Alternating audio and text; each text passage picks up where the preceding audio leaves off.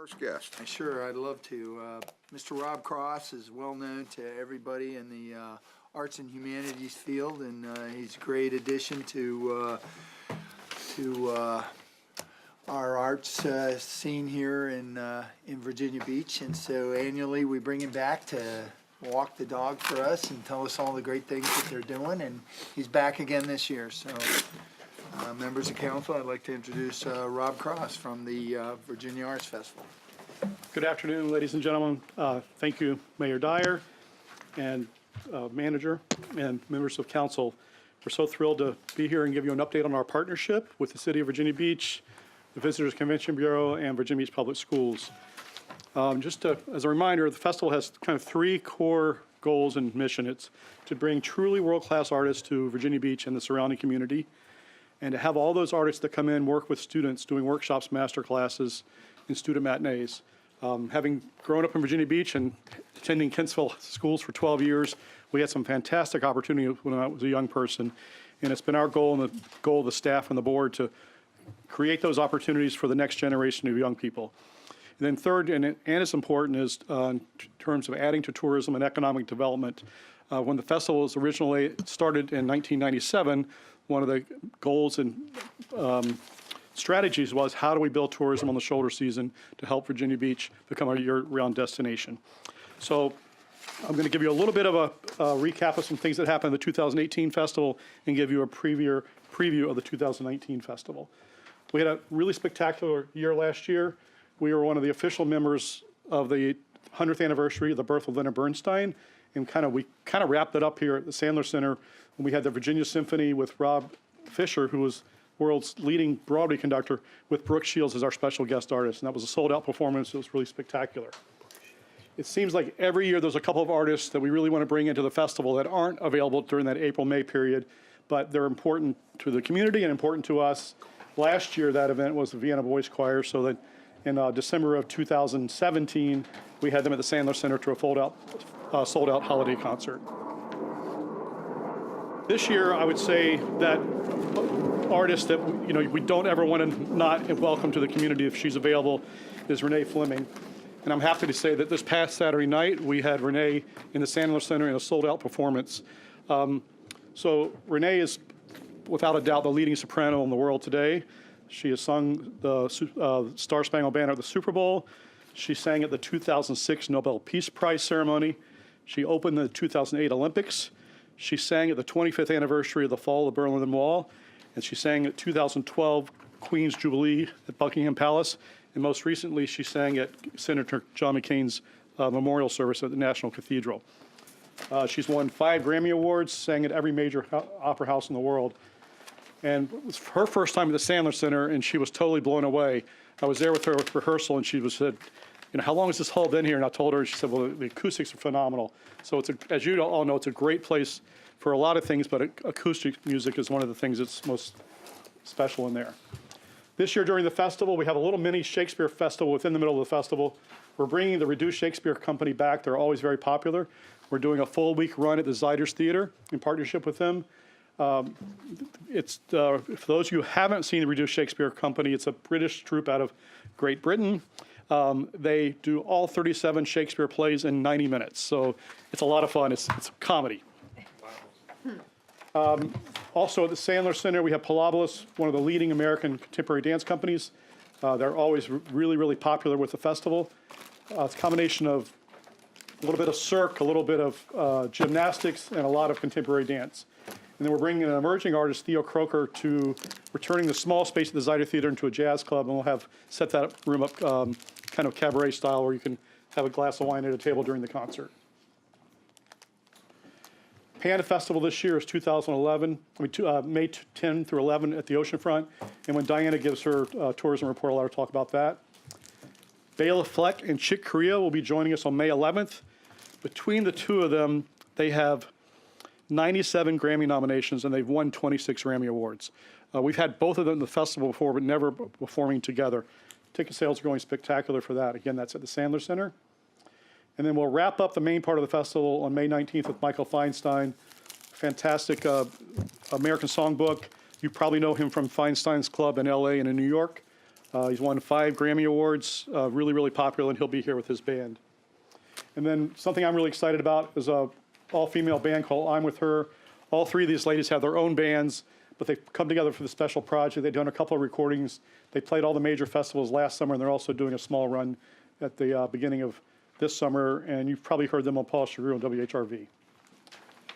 And then looking into the fall, it doesn't fall into this fiscal year, we are partnering with the 2019 commemoration on most of their performing arts events, and one of their finale events is here at the Sandler Center on November 9th. It's part of Veterans Day weekend, and it's a salute to the military, looking back at those that have served over the last 400 years. So we're really excited to be partnering with the Department of Defense and 2019 commemoration on that project.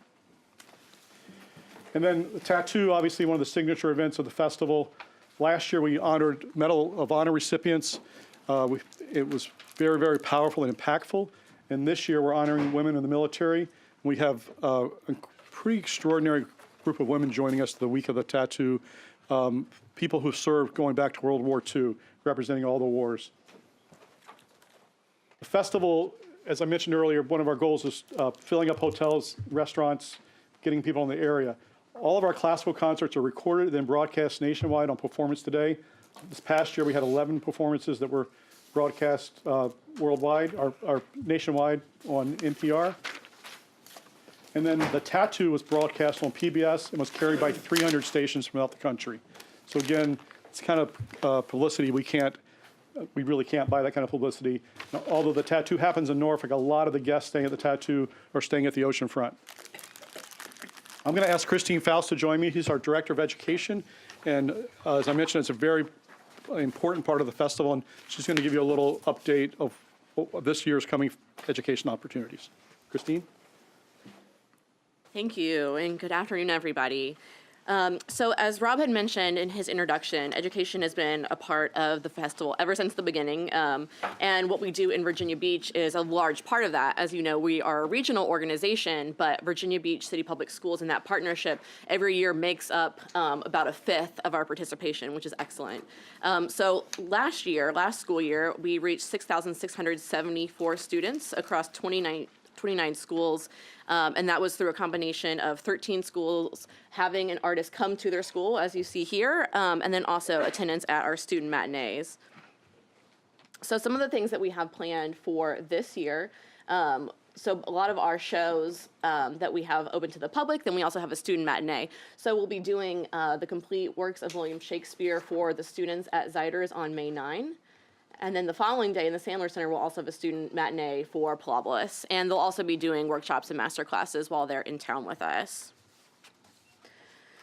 So this is by no means an exhaustive list, but I wanted to give you a taste of the things that we do every year with Virginia Beach students. We have really strong partnerships with the two dance academies here. So at Brickell Academy, we have a master class planned for next month with Richard Olson Dance Company. And then for the academy at Salem High School, we'll have a Plobolis master class in May.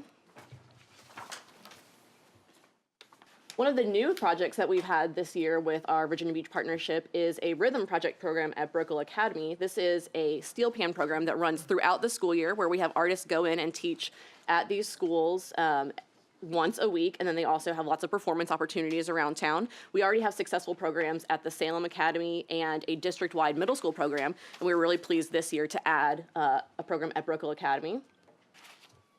Another partnership that we've had going on for about a decade now is bringing one of our international bands with tattoo to Tallwood High School, where they have the Global Studies Academy. They do a full-day residency with their wind ensemble, and they also get the chance to bring some of those speakers to talk to the World Languages Academy students. And then our chamber music series is really important with our partnership in Virginia Beach as well. Some of the highlights this year, we have Gaudete Brass doing master classes and the District 5 Wind Quintet going into some middle schools to do performances. We think these are really important opportunities because for some of the students, this might be the first time they're ever seeing these instruments they've chosen to study performed at a professional level. So we're always really excited to partner with the school district and make those opportunities possible. Now I'm going to turn it over to Diana Starkey, our Director of Tourism and Group Sales. Good afternoon, everybody. It's nice to see you again. It's really nice. I live just right up the street, so it's nice to be so close to home. As the tourism director with the Virginia Arts Festival, I'm happy to always share some really fun numbers. Last year, in 2018, we had visitors that came from 49 different states, plus DC, and 11 different countries. Group sales is big. Having all of those motor coaches that you see around town is big business for our city, and always pleased to share those numbers. We had groups that came that were over 9,000 tickets sold. They came to 31 of our events. They were in the number of 232 groups, and they came on over 200 buses. So that's big business for us, and the hotels do love to see those buses roll in, as do we. The Arts Festival has the pleasure of partnering with the Convention and Visitors Bureau on a number of trade shows and sales missions, and this is just a highlight of some of those shows that we partner with them. We do a lot with the AAA offices and CAA offices, which is the Canadian Automobile Association, Virginia Music Educators. We go to Celtic events to get more groups to come in. We partner together at the Midwest Band Clinic, which is the largest orchestral and band conference in the world, and it's held in Chicago each year. Plus American Bus Association, of course, which is another way for us to get more and more buses and visitors to come. We work with them on the feeder markets and making sure that we're targeting the same audience that they're coming after to get them to come in to Virginia Beach during the Virginia Arts Festival. So where did those visitors come from? They came from 49 states, including DC, as I said. The one state, of course, that's missing was actually North Dakota, so we're working on that. And then here's a list of the different countries that our visitors came from. What's really interesting is how do you know where they came from? Well, we have a brand new ticketing system that's called Tessitura, and Tessitura allows us to track by zip codes and actual countries and provinces. So we're able to really look at where they're coming from and making sure that we're continuing to target other visitors to come from those same places. We do a lot of out-of-market advertising, and we do some co-op programs both with the City of Virginia Beach and also Virginia Tourism Corporation. This just gives you kind of a highlight of where are we advertising, where are we trying to reach those visitors that will come in, make it a getaway, and come to Virginia Beach, stay in our hotels, spend more time, spend more money. And that's what this is. This slide really talks about the economic impact of the Virginia Arts Festival on the Commonwealth of Virginia, over 20 million. This includes over 7.5 million in direct spending from those visitors that actually came to Virginia Arts Festival events. That's represented through over 16,000 ticket buyers that have come to the region. And again, we're able to track that specifically through our ticketing system as well. Rob asked me to talk to you a little bit more about PanFest. The Virginia International PanFest started in 2003. That was the year that we launched it. It is the only of its kind in the United States. It is where we actually bring in both the education and the tourism piece together. And we are creating an event in Virginia Beach right on 24th Street stage where we have educators and performers that actually come and showcase their pros on being steel drum educators and performers. And the bands that come, they're both from little itty bitty like kindergartners all the way on up to community bands. So we launched it in 2003, and the first year that we had it, we had 9 bands and about 200 students. In the course of those last 15 years, we've had over 315 performances, and we featured over 6,800 performers. They came from far away as well. They came from Trinidad and Tobago and Dominica and the U.S. Virgin Islands, and then 16 different states. This is important business. It's the second weekend in May. It's Mother's Day weekend, which is a really great weekend to come to Virginia Beach. And this gives the list of where all of those bands are traveling from. And again, this kind of ties in both the education and the tourism piece together. When these groups come in, they're actually staying in Virginia Beach for at least 2 nights, and they're doing all of the additional activities when they come into the area. So it's a really good program, and we're so pleased to be going into the 16th season. And I'll turn it back to Rob. Thank you. So, just in wrapping up, as Diana mentioned, we're so happy with our new ticketing system. We're able to track our ticket buyers by zip code. So when you go to a festival performance, 32% of our attendees are from outside Hampton Roads that have traveled here specifically for the festival. So if you're at a festival performance in April and May, chances are someone either on your left or your right is someone who's taken the time to travel here, buy a ticket, stay in a hotel, and eat in our restaurants. We work really closely with the City of Virginia Beach and the Visitors Convention Bureau to align our marketing plans to make sure we're reinforcing each other's message. And obviously, the overall goal is to increase the quality of life in Virginia Beach and throughout the community and offer really great artistic opportunities for our citizens. Thank you so much for the 22-year partnership. We're going into our 23rd season, and we appreciate all the support we get from the city. Thank you. Okay, thank you very much. Any questions, comments? Barbara? So you all do a great job, and there's a lot going on. But if I can put my president of the Princess Anne County, Virginia Beach Historical hat on, we do programming a couple of times a year, and we try to do lots of different things. Dr. Steve Mansfield is able to just dig up all kinds of things. And our next program, which is Sunday after this coming, I think it's the 10th of March, the title is The Play's the Thing. And he's going to be talking about the theatrical history in the county, and I think you'd be very surprised at what's gone on before now. So I think it's going to be quite interesting. The Play's the Thing. Thank you. Thank you. David?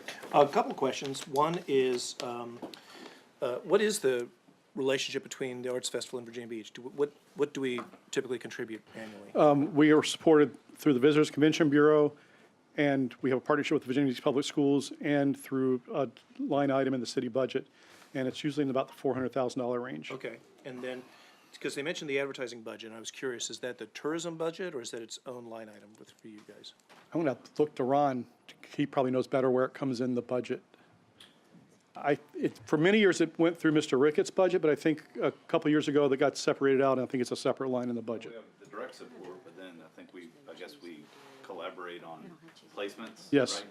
correct. Good answer, David. Okay, I can get you a bit I'm better. just curious if they're coordinated with the Visitors Bureau Yes, sir. advertising or not. Absolutely. And I guess the only other question I had was, just roughly, what kind of revenue stream are you guys producing?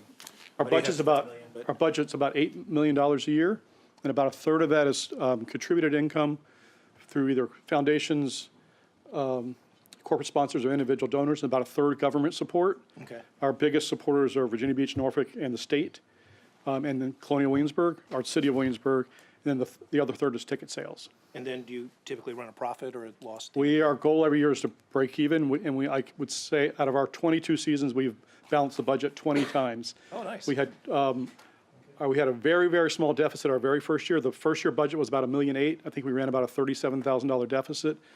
And then one of the years when Warner was governor and there was those huge budget cuts, we had a $400,000 state grant that got cut two-thirds in the way of the year. So we got cut to $100,000. So after the season was planned and announced, we lost $300,000. So that year, I think we lost about $250,000, but every other year, we balanced the budget. We're kind of obsessive, even though we're a nonprofit, is to run it like a business. So great. our board and staff, a little aside, the first government support came from Virginia Beach and Norfolk.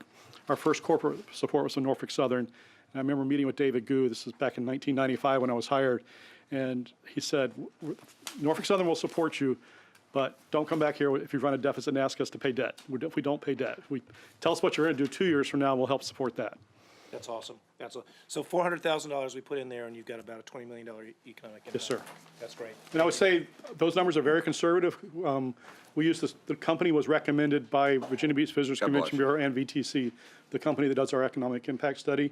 And they're very conservative. They're not fluff numbers. I mean, we've got good data to back those up. That's great. That's great. Thank you. Good. Anyone else? Thank you Thank you very so much much for your and time. appreciate what you folks do. Thank you. Thanks, Ron, Christina, Diana, thank you.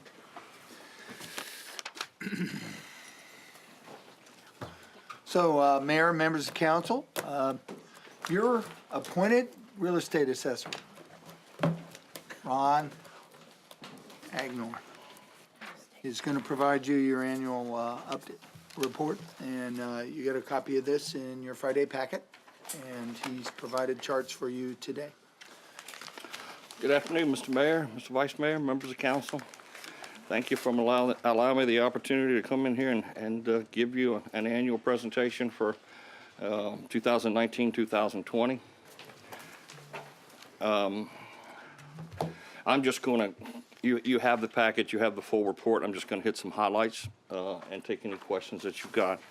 But this Friday, March 1st, we will send out a little over 155,000 assessment change notices to the citizens. Yes, our staff really looks forward to that. They know it goes out Friday and Monday morning. They know they've got to be there bright-eyed and bushy-tailed. So for a couple of weeks anyway. But they will go out March 1st. Most of them do hit on Saturday. Certainly by Monday or Tuesday they're out. So the total projected FY20 that's in your package, the total assessment's $59.1 billion and some change. The tax revenue from that at the current tax rate of 1.0025 is $592,825,018. Each penny of that tax rate will generate $5,913,000.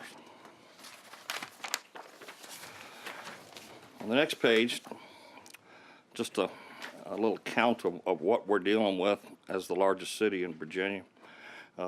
Taxable parcels, 158,057, exempts 3,768. They've all got to be reassessed once a year. That's 161,825 parcels. We have transferred in our office, our real estate transfer clerks have done 14,705 transfers, 299 subdivision plats, and then 658 corrections showing their volume of the work. The transfers are actually down a little bit from the year before, and so is the inventory of the listing in MLS. So that's the reason that they're down. And the next slide, showing growth and appreciation for all parcels. We're showing growth of 0.7, appreciation of 2.5, and the assessment change at 3.2. That's the projection to get us to the land book. Now, last year, that projection was 0.9 on the growth. Appreciation was 1.9. The projected assessment change was 2.8. We ended up with 3.1. So now we're going in with a projection of 3.1. While you'll see growth is down, appreciation is making up for it. So we're actually higher than we were last year in this projection series. And the average appreciation, if you use a median, was 2.55. The mean is 3.10. And then you can see the breakdown for residential, apartments, commercial, and industrial. And this is a actual appreciation through January of 2019 when these notices are mailed. And historically, on the next page, by parcel array is what you can see. We're at 3.1. Last year we were at 2.21 this same time, but that's using the mean, and depending on the size of the population of the universe, whether that mean or median, I use them both, so we've got them both in here. Average residential values. 144,006 residential parcels. In addition to the 144,006, we've got 37,000, a little over 37,000 in apartment units in the city. The apartments are not in this calculation, but you can see the breakdown between single-family, townhouse, low-rise condos, high-rise condos, duplex homes with apartments. And the overall is 3.0 for just the residential. I'll just draw your attention to the townhouse and the low-rise, because this is going to pop out at you, I'm sure, if you haven't had a chance to read the report yet. But townhouses and low-rise condominiums tend to be the lower range of value. And if you'll notice, they're the higher in the range of appreciation. And that's what's going on right now, is the lower priced housing is appreciating at a higher rate than the higher priced housing. And then you can see the median assessment for residential is 249.5, and the mean is 3072. And the next chart just shows that historical trend with 6 years basically of appreciation. I mean, we do see a trend there.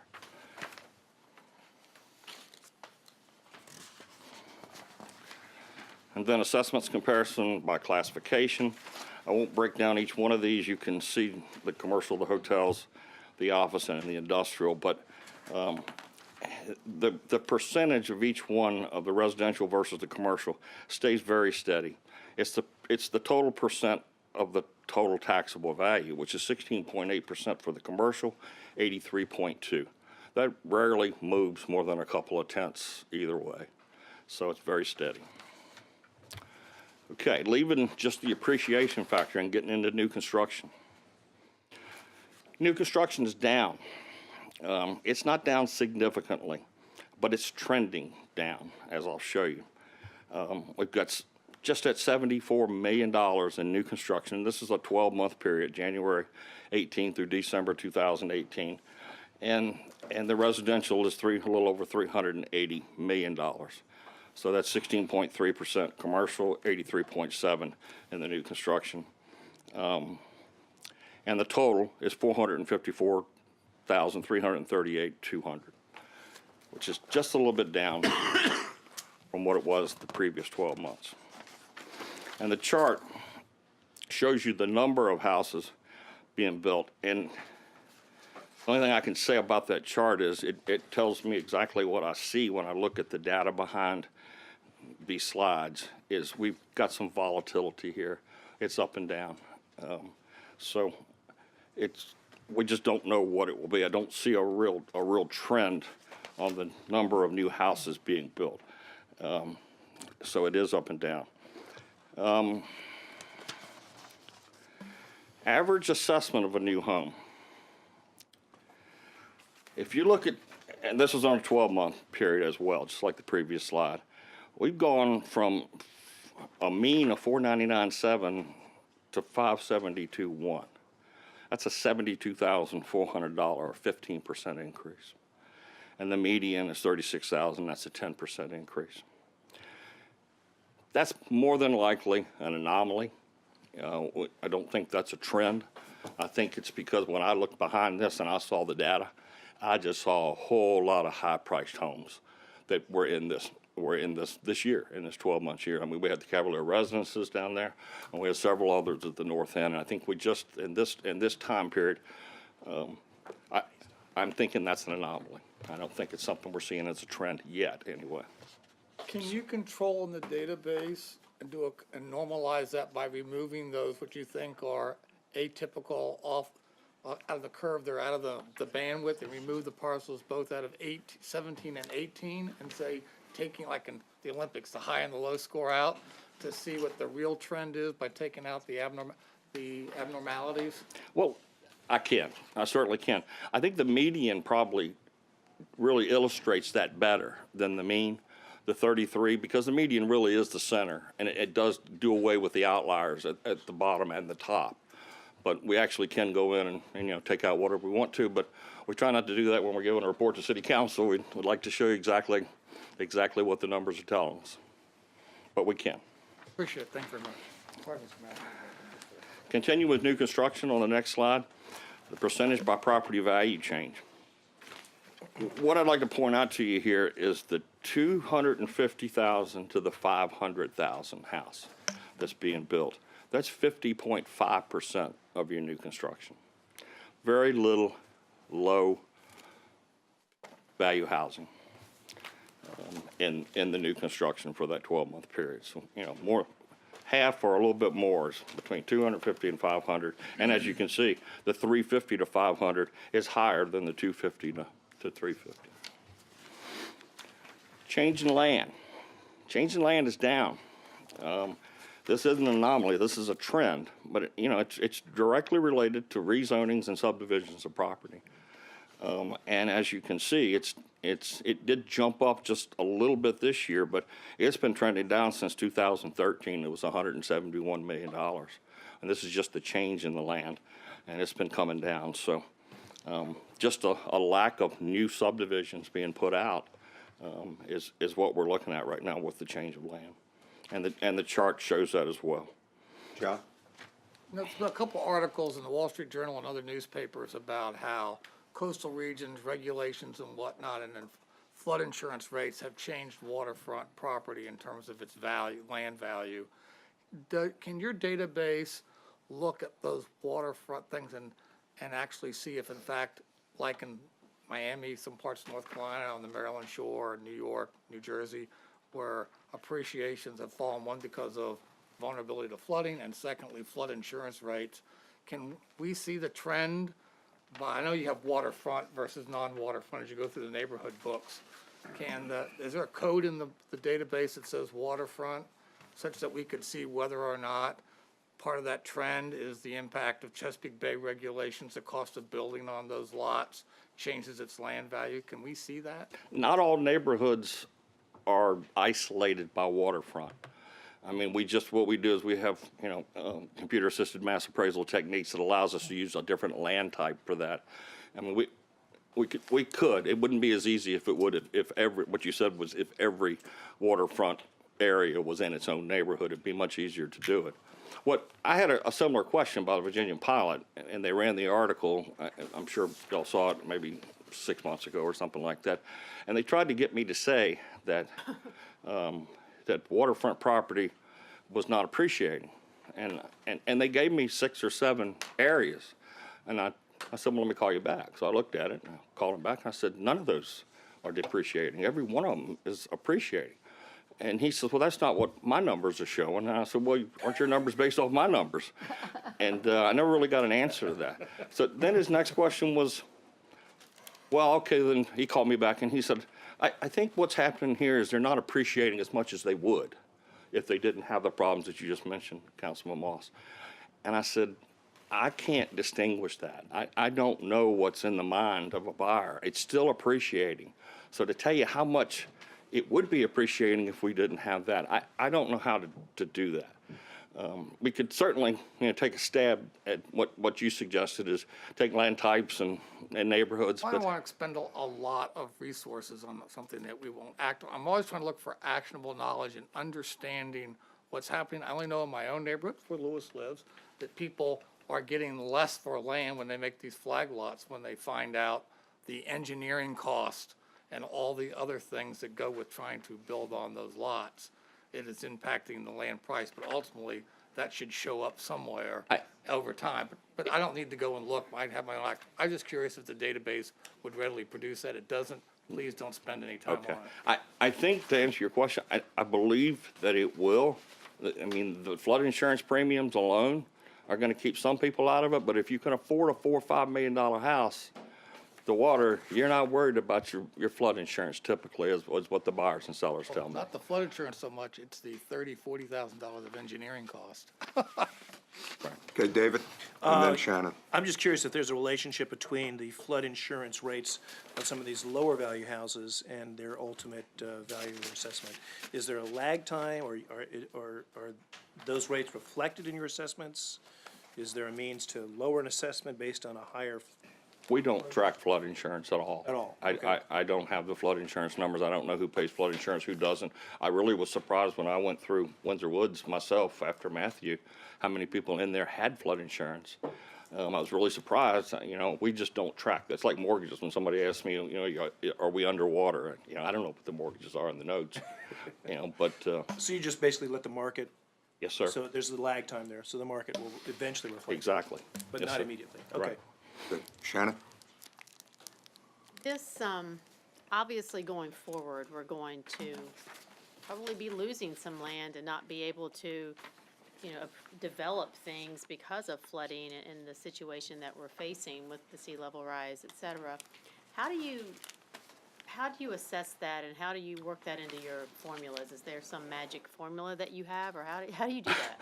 I wish there was. These are really gonna be different next year. Yes, yeah, And the year and it's following. all based off the market. I mean, I don't project anything. I project for you where we're gonna be, and I can do that. I can stay pretty, within 6 months to 12 months, I can pretty much project what's gonna happen, or at least be close. But to know what's gonna happen in the future to land values because of the flooding issues and the land being set aside, the only way I can measure that is with sales.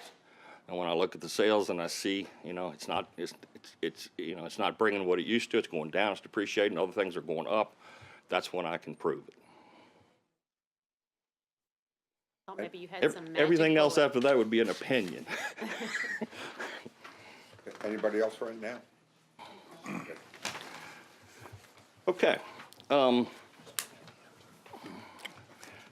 Some programs that we monitor or manage are the TIFs and the SSDs.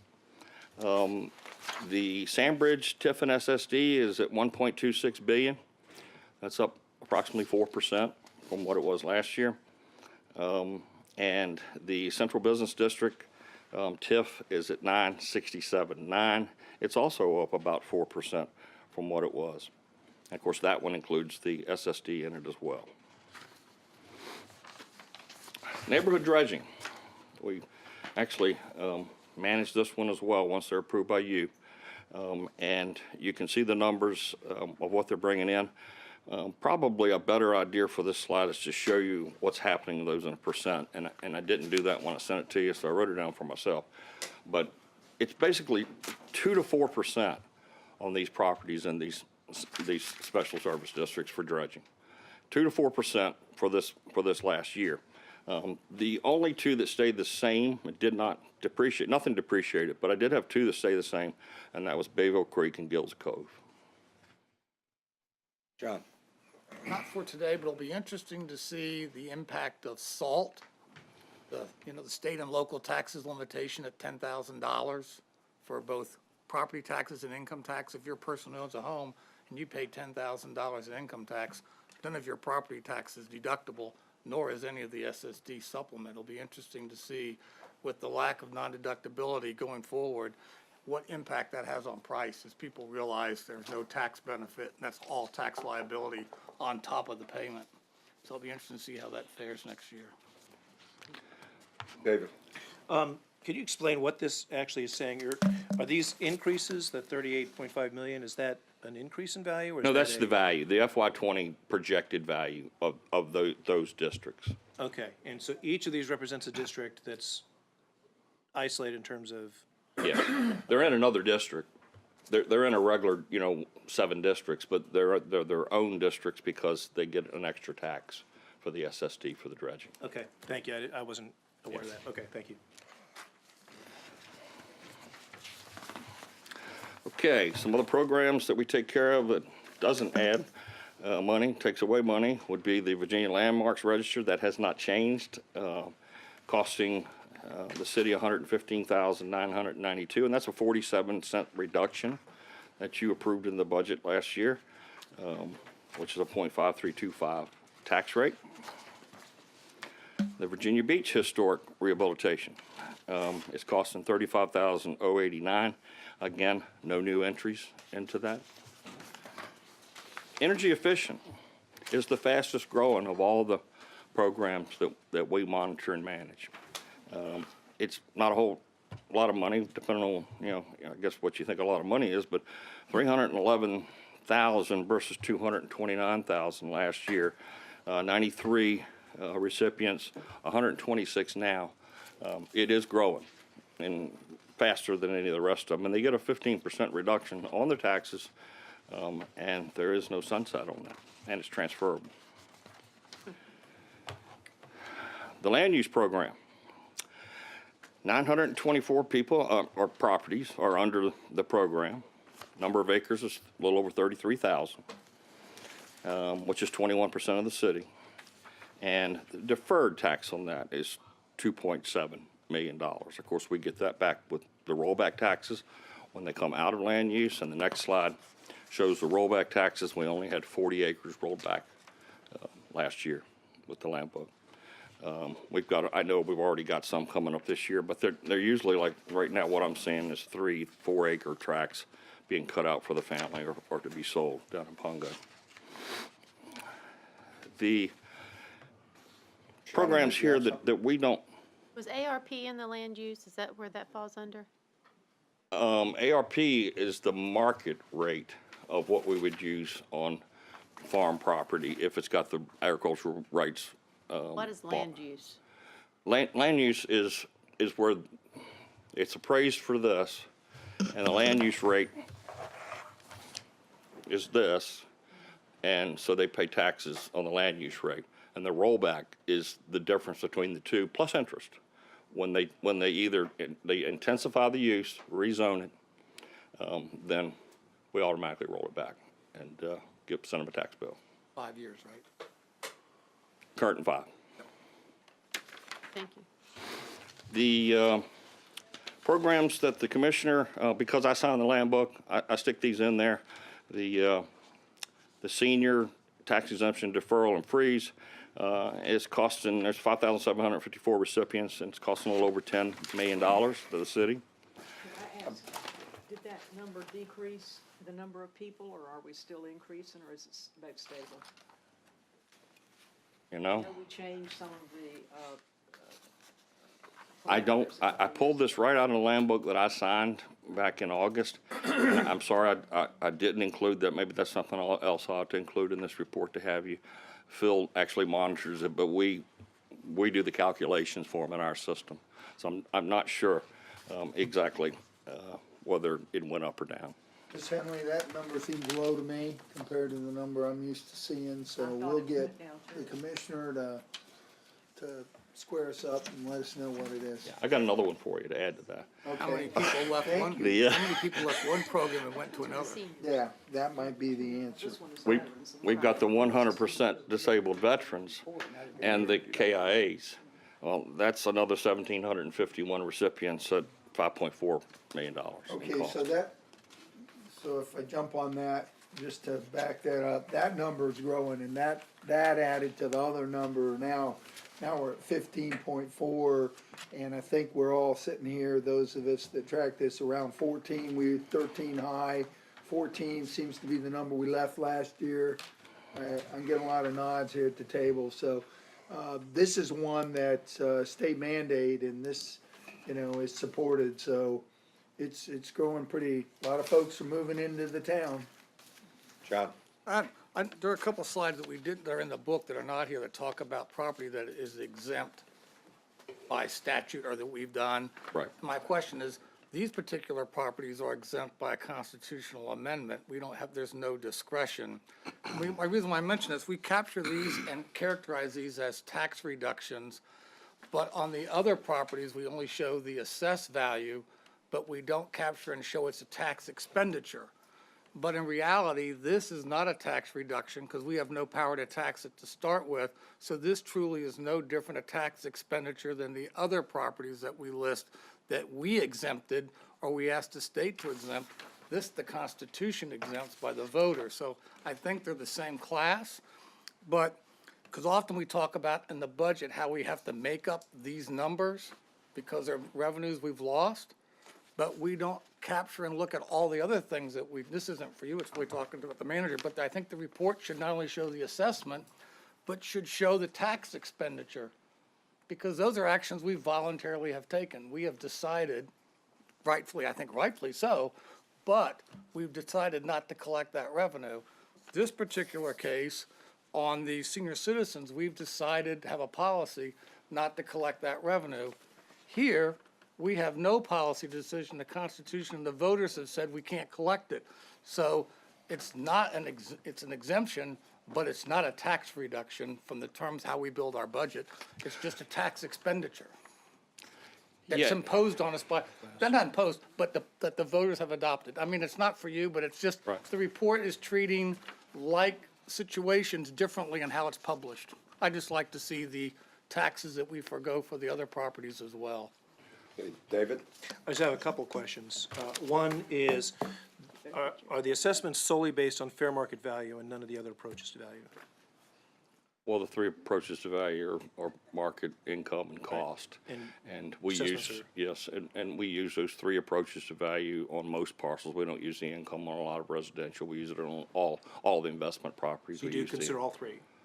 Yes. Okay. Yes, But we're then you required depart to. from that when you do land use with the highest and best use? Yes, because the state code allows us to State do code that. allowed, okay. And then, I was concerned about the implication on affordable housing. You're saying that the assessments seem to be pushing up, and particularly in the lower levels. Is there a way, or there's some creative ways to make assessments less regressive on these lower price units for people to have greater affordability? Is there a way that we can creatively approach this so that has less impact on the low income? The code says that we will be at market value and we will be uniform and equitable in our assessment. So it says two things. Okay, And sometimes you can't do both of them. okay. I'm not going to be an attorney today since the city attorney is sitting here, but case law, from my experience with the judges, has been, if you got to pick one, Mr. Assessor, you better be uniform and equitable. In other words, you can't treat people different just because a house sold in a neighborhood, and we've increased everybody 10%, say, but one house increased more than that, so we take his assessment up. That would not be uniform and equitable. So it's it's both of them, and it's our dilemma that we live with all the time. Okay. But we've got to go with the equity. Okay, and I guess my third question is the new construction, is that a trend down? Is that kind of a long-term trend that you've seen?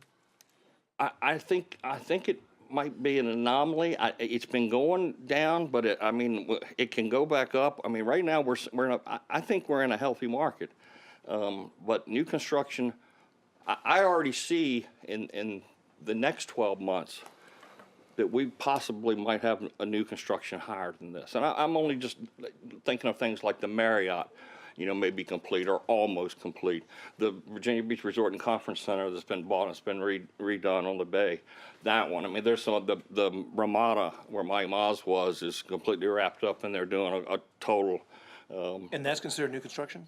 That's considered new construction. Yes, Okay, sir. I didn't understand that. Okay. Yeah. I was So thinking. I see some things on the horizon, but what I didn't see is anything between now and the land book that was going to really help us much, and that's why this projection is the way it is. We can always come out of this lower new construction. Okay, thank you. John? I was only going to mention to David, the only thing that states do that try to address some of the issues that you do is they address homestead exemptions that has a flat value, and therefore it's a higher percentage of a lower price house. It's an even benefit, but it gives more benefit to lower price homes. That's not authorized in the Commonwealth of Virginia, but we've made a lot of changes. But that is one way to deal and offset the regressive nature of a wealth tax, which is what real estate is. Thank you. Yes, sir. Earlier on the slide 7, you stated that lower price housing is appreciating higher than higher price housing.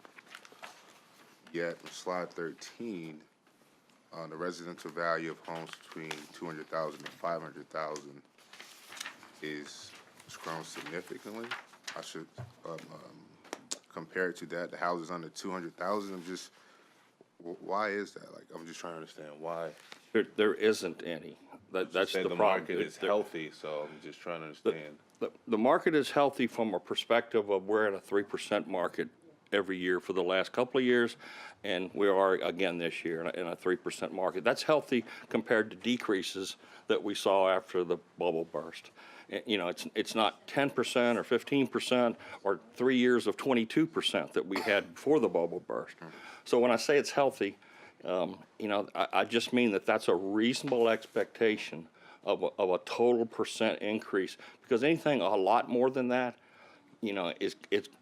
we don't need to see that again. I mean, what happened was they just went up, up, up, up, up, and then they crashed down, down, down, down. And so this is kind of healthy. It reminds me a whole lot of the 1990s. This is exactly what we saw in the 1990s, somewhere around 2.75, 2.8 to 3.2, 3.3 for almost 10 years. But are we saying the lower housing is appreciating higher because more people are living in lower housing? Less of it. Paying more for it. Supply and It's demand. because they can afford it. Right. So I guess the point I'm trying to make is we're building homes or allowing homes to be built between $350,000 to $500,000 range, $500,000 ranges. Who are affording these homes? That's a good question.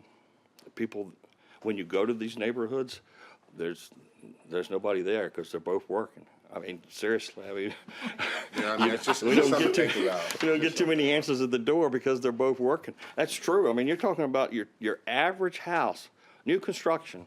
You don't have to look any further than right down here at Courthouse Green, just down North Landing, and look at those little two-story salt boxes, basically, Right. and they're $400,000. I just think it's something for us to keep in mind when we start talking about affordable housing going forward, in particular. I mean, It's all market driven. yeah, I mean, it's supply and We demand, don't have but any control on this. I still think we have a responsibility to make sure affordable housing is on the table within our city, because a lot of people I know, Need to get you on the Housing Advisory Board. no, I'm not getting on that board, but I'm just curious, a lot of people I know, You can be on the CDC board, yeah. well, to finish my thought, a lot of people I know and a lot of constituents within our city can't afford a $500,000 house, even though that's the market. Obviously, I think we're dealing with a lot more issues contingent upon what's that market base around the country. And to add that, I think. Jim Wood. Oh, sorry. Yeah, well, I mean, just, they're building them because people are buying them. Page 10, can you flip to that one? So when you take a look at your new construction and commercial and that sort of thing, what's not in here is commercial interior alterations, which can add $10, $15, $20 a square foot on average to a commercial building when you re-tenant it, when a new tenant moves in, old tenant moves out. So you change from a lawyer's office to a doctor's office, or you change from a restaurant to retail, and I don't know how you really capture that, because that's gonna show up at the permits office as an alteration permit, but really it's adding value from an income basis to these buildings, because, they're gonna get more rent, which is why they're spending the money to do the alteration on it. And I don't know how you address Well, that, but that's not captured in these numbers here. It is, if we know about it, it's in that final line where it says commercial industrial additions. That's misleading, the word additions. If they're doing There's a build, lot more than 26 of those in a year. yeah, you're talking about build outs. Yeah. Talking about build outs, and build outs, typically, may be into the general commercial too. You're right, because we go out, especially on these flex buildings, and we go out and we think there's 1,000 square feet of office space and the rest of it is warehouse. And we'll go out and try to find out, exactly what is in it, because we get a permit. So if we get a permit, that allows us to come out and knock on the door, and we look and we go, almost the whole thing is office. And, we didn't know about it. Now, we do pick them up when we find them, we do. But most of those are priced or valued by the income approach Okay. as well. Can we flip to page 12 then? So, this is good data, but I think it would be helpful if we could look at it over 20 years. And the reason I say that is, prior to 2009, I guess from 2001, 2002, 2003, we were having these meteoric rises in double-digit rises, if you remember how things were going up. And I think it would be interesting to see that, because I think it's going to show how things led up to that, and then you have the market corrections and that sort of thing. Because, I constantly have this thought about the number of apartments being built, and, is that a bubble coming up and that sort of thing. But I think that this is good information, but I think it would be better if we could see about 20 years worth of data going back to like 2000 timeframe. You can do that. David? I just wanted to piggyback on something Aaron said. I think one of the things in terms of affordable housing is making sure that the people that are employees of the city can afford to live here. And so I do think that we need to look at these values, at least not the values so much as just the availability of these housing. Because either we're looking at pay compression to try to help them afford to live here, or, we've got to, I think there's a balance between those two efforts. Because it's in our best interest for the employees that live here, that work here, to live here. So. Rosemary? So that's kind of why I started the Workforce Housing Advisory Board. And the slogan was, if you work here, you should be afford to live here. Absolutely. And that was kind of like our slogan. And so when someone built a new little subdivision or condos, the way it worked was 25% of those were to be for workforce housing. And they may not, they would look the same on the outside, but maybe not quite as expensive on the finishes to keep the cost down. Okay. And so there is a program for this. And then also, there's been a lot of affordable housing, like the Price Street that's gonna be built, what Steve Lawson is doing. And they're getting tax credits to keep the rents really low. So there is an effort to do this. We could use another liaison on the Housing Advisory Board since y'all care so much about it. And they're doing some I really think we good all should things. care much about it. I think we all should care. Well, care we about need, it. what I'm saying is, right now, we could use another liaison, and since y'all have such an interest in it. I'd be happy to sit on that. Sabrina? And I just wanted to add as well, because I had a candid conversation with a mixed group of young people, working professionals, and they were candid to me, and they said, listen, it's too expensive to live here. We'd rather go to other areas, that are more affordable. And so I would actually, agree with these gentlemen and say we really do need to take a hard look at it, because it's not just, of course, our public servants, we want to make sure they find it affordability, but if we're also really looking to it, how to keep our young adults here, they're saying it as well.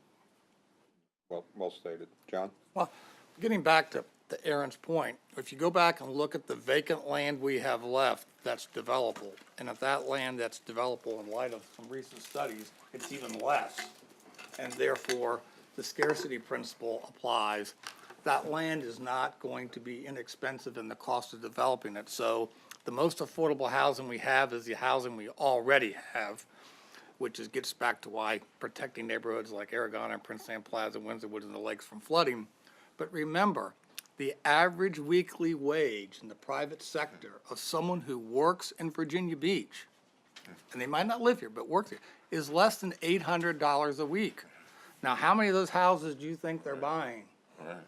So this is a structural mismatch that exists a lot of places, but if you were forecasting what our appreciation would be and knowing how much land is left on growth, there's a window horizon out there that we can see, and it's sooner than we might like, when that appreciation is going to have to be what's going to be coming from either the wage structure of our community, or because of other things we do, we continue to be an increasing percentage of people live here and work somewhere else, and we're a net importer of high wages, which we are today, which, not unlike some places in California, and the people that work in the city that are in those other places aren't living here because the marketplace, and you don't have the tax instruments to offset the market effects. You have to understand what we can tax and what our authorities are limited.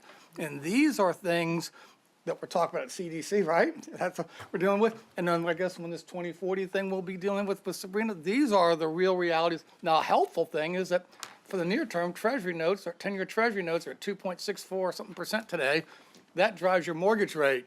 That does make some of these lower things more affordable and lowers the income requirement, but that's episodic. But I think these challenges represented by this report, excellent report. But if you go back and look at the page we didn't see here, which shows what the tax base was in 2009 for everything, was 51 billion and some change, and now 59. If you take that 51 billion number and escalate it by the inflation rate, I went and looked at some places, compounded over time, it would have been, for getting net growth, would be 60 billion.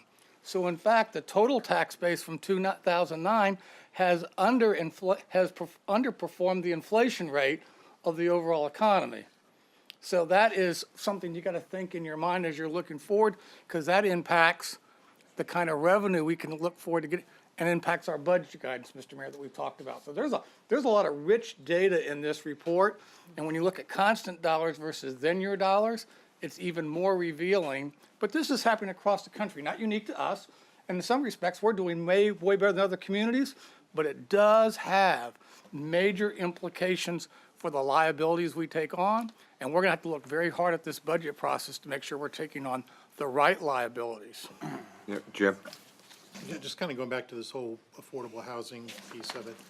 And I think we need to be cognizant of the decisions that we're taking in other areas that are directly causing housing to go up. You know, the cost to develop is not decreasing, it's increasing. All these regulations, we talked about the Dewberry study, all this kind of stuff, our new comp plan, all of this is not going to reduce the cost of development, it's going to increase it. Regulation is decreasing the footprint of developable land. So if you have the rare greenfield in Virginia Beach that hasn't been developed, or an area that you're redeveloping, where previously you could build a certain square footage, certain amount of impervious cover, that's decreasing. So what you have there is a reduction in density. And unless the council takes a decision to artificially increase that density by having people go up or smaller buildings or things like that, there is no way for somebody who's putting their capital at risk to do something, you know, out of the goodness of their heart when they need to, they can't risk their money. So I think that's something that if we're serious about both sea level rise and affordable housing, we need to really take a look at density bonuses and things like that, and that's not popular. I mean, it's not popular in all neighborhoods at all. You know, if you're going through and redeveloping a stretch, and then all of a sudden it goes from, you know, being somebody with 15,000 square foot yards and now down to 5,000 square foot yards. I mean, you're going to have a lot of issues. And I was just asking Rosemary because I've heard from other real estate professionals saying that anything under $200,000 they're selling like that, and you know they would love to get more of it, but I don't know how you develop it because the cost of land is so daggone expensive, and it's not going down with the development. I mean, the price of land could go down, but the price of developing it is still going up. A lot of contractors are buying those houses. Yep. Barbara? Are you finished with your report? Well, I had just a couple of other statements I wanted to make. I'll ask because I wanted to ask from the book. Okay. Okay. Well, I just wanted, and a couple of them, I'll just feed off what you've been saying. First off is I wanted to say that you know, when I say a healthy market, you know, a slide I didn't show you that I'll be glad to share with you. It's there, but it's not something we normally put in the report. But it's about foreclosures, and that's what I mean by a healthy market. I mean, foreclosures are down again. I would say they're at a normal level now, is what they are. We're always going to have foreclosures, but they're down 17% just this year. So 548 foreclosures in the entire city of Virginia Beach, you know, for that year. So, and on the affordable housing, construction costs aren't going down either. I mean, construction costs have driven this up, you know, probably more than land lately. That's a supply and demand issue as well.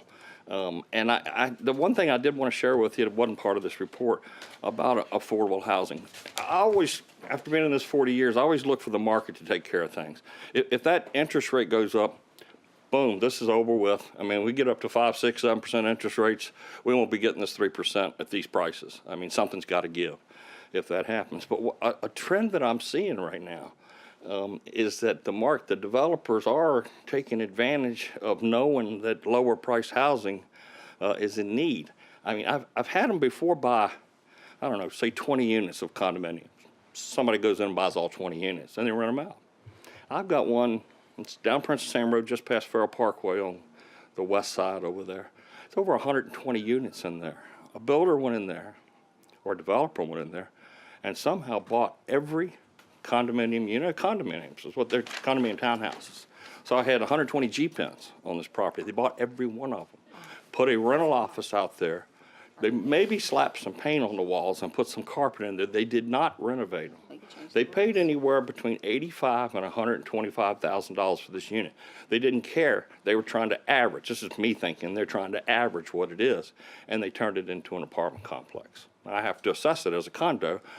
We do it with an income approach, and then we just allocate it with those 120 units. But for somebody to go in and spend that much money knocking on people's doors saying, I want to buy your unit, and I want to buy everybody. I want to buy everybody's unit. I've never seen that kind of activity before. So, and those are relatively low rents compared to anything that's on the apartment side. The apartments that are going up now, they're like condominiums were years ago. I mean, they're so nice.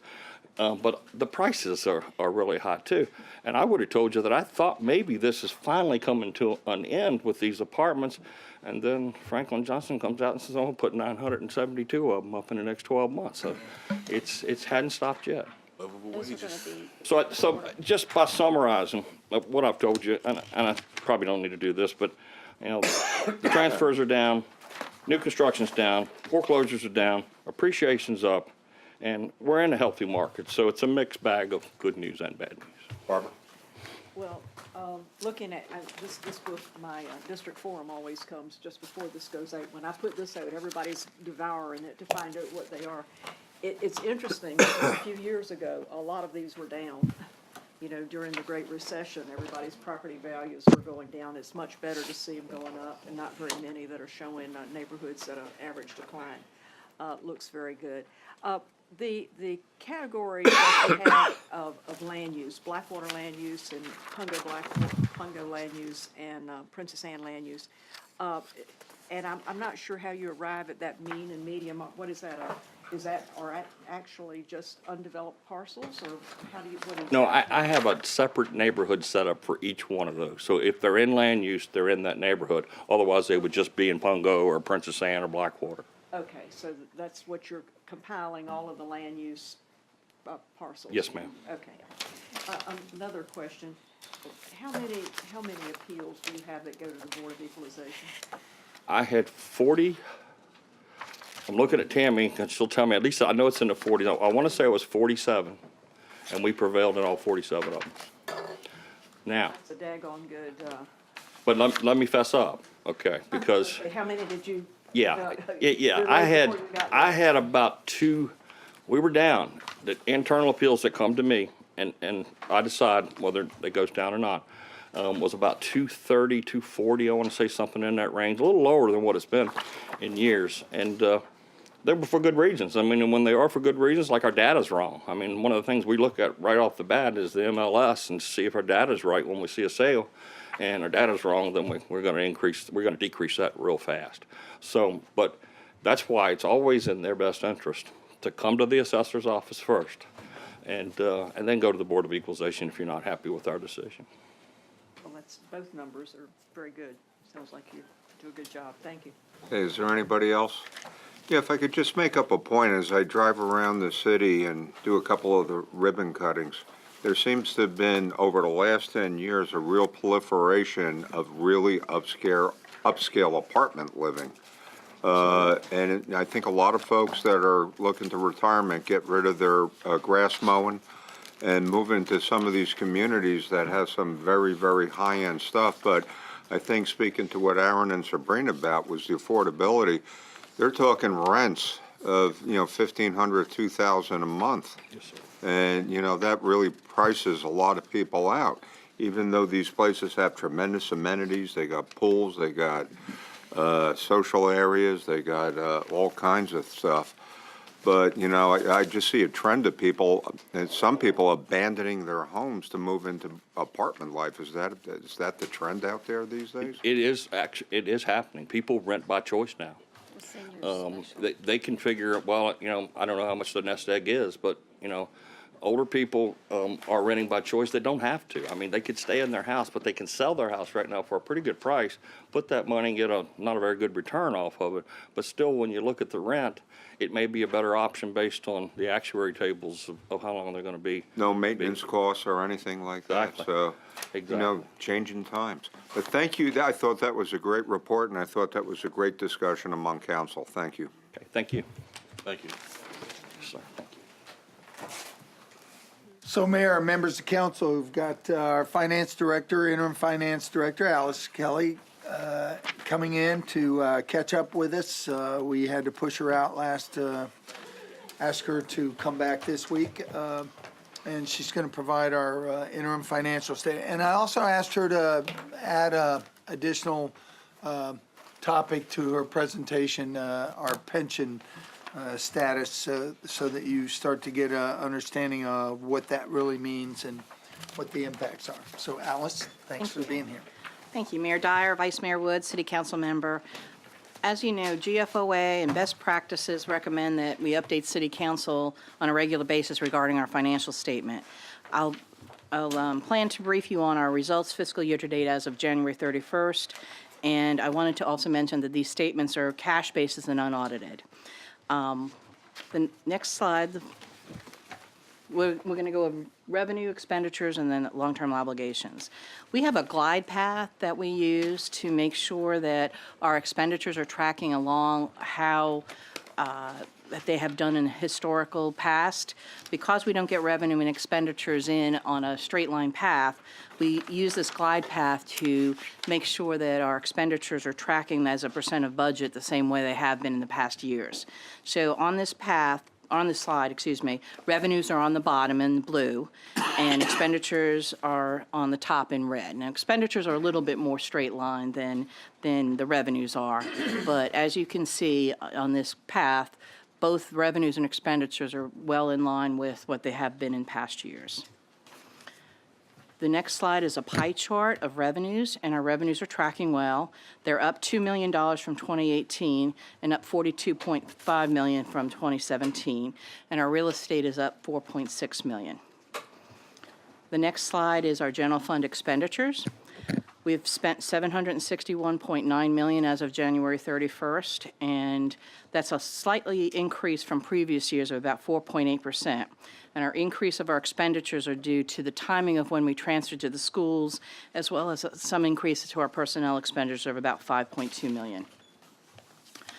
Showing you hotel room tax and restaurant tax. Last month, we had some posted revenues that didn't get posted actually in December, so they got posted in January.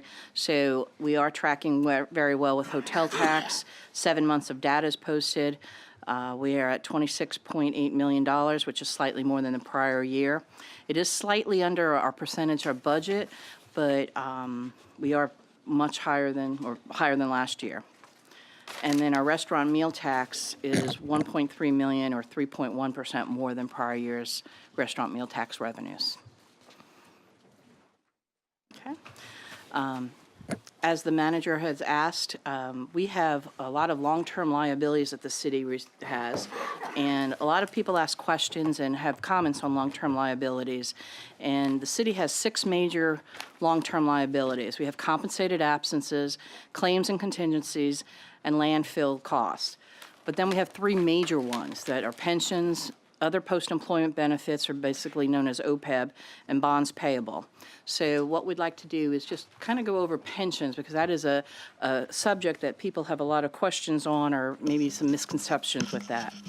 Our pension liability has some unique terms, and so we wanted to go over those unique terms. We have an actuarially determined contribution called ADC, or the pension cost, and that consists of normal cost plus the amortization of unfunded liability.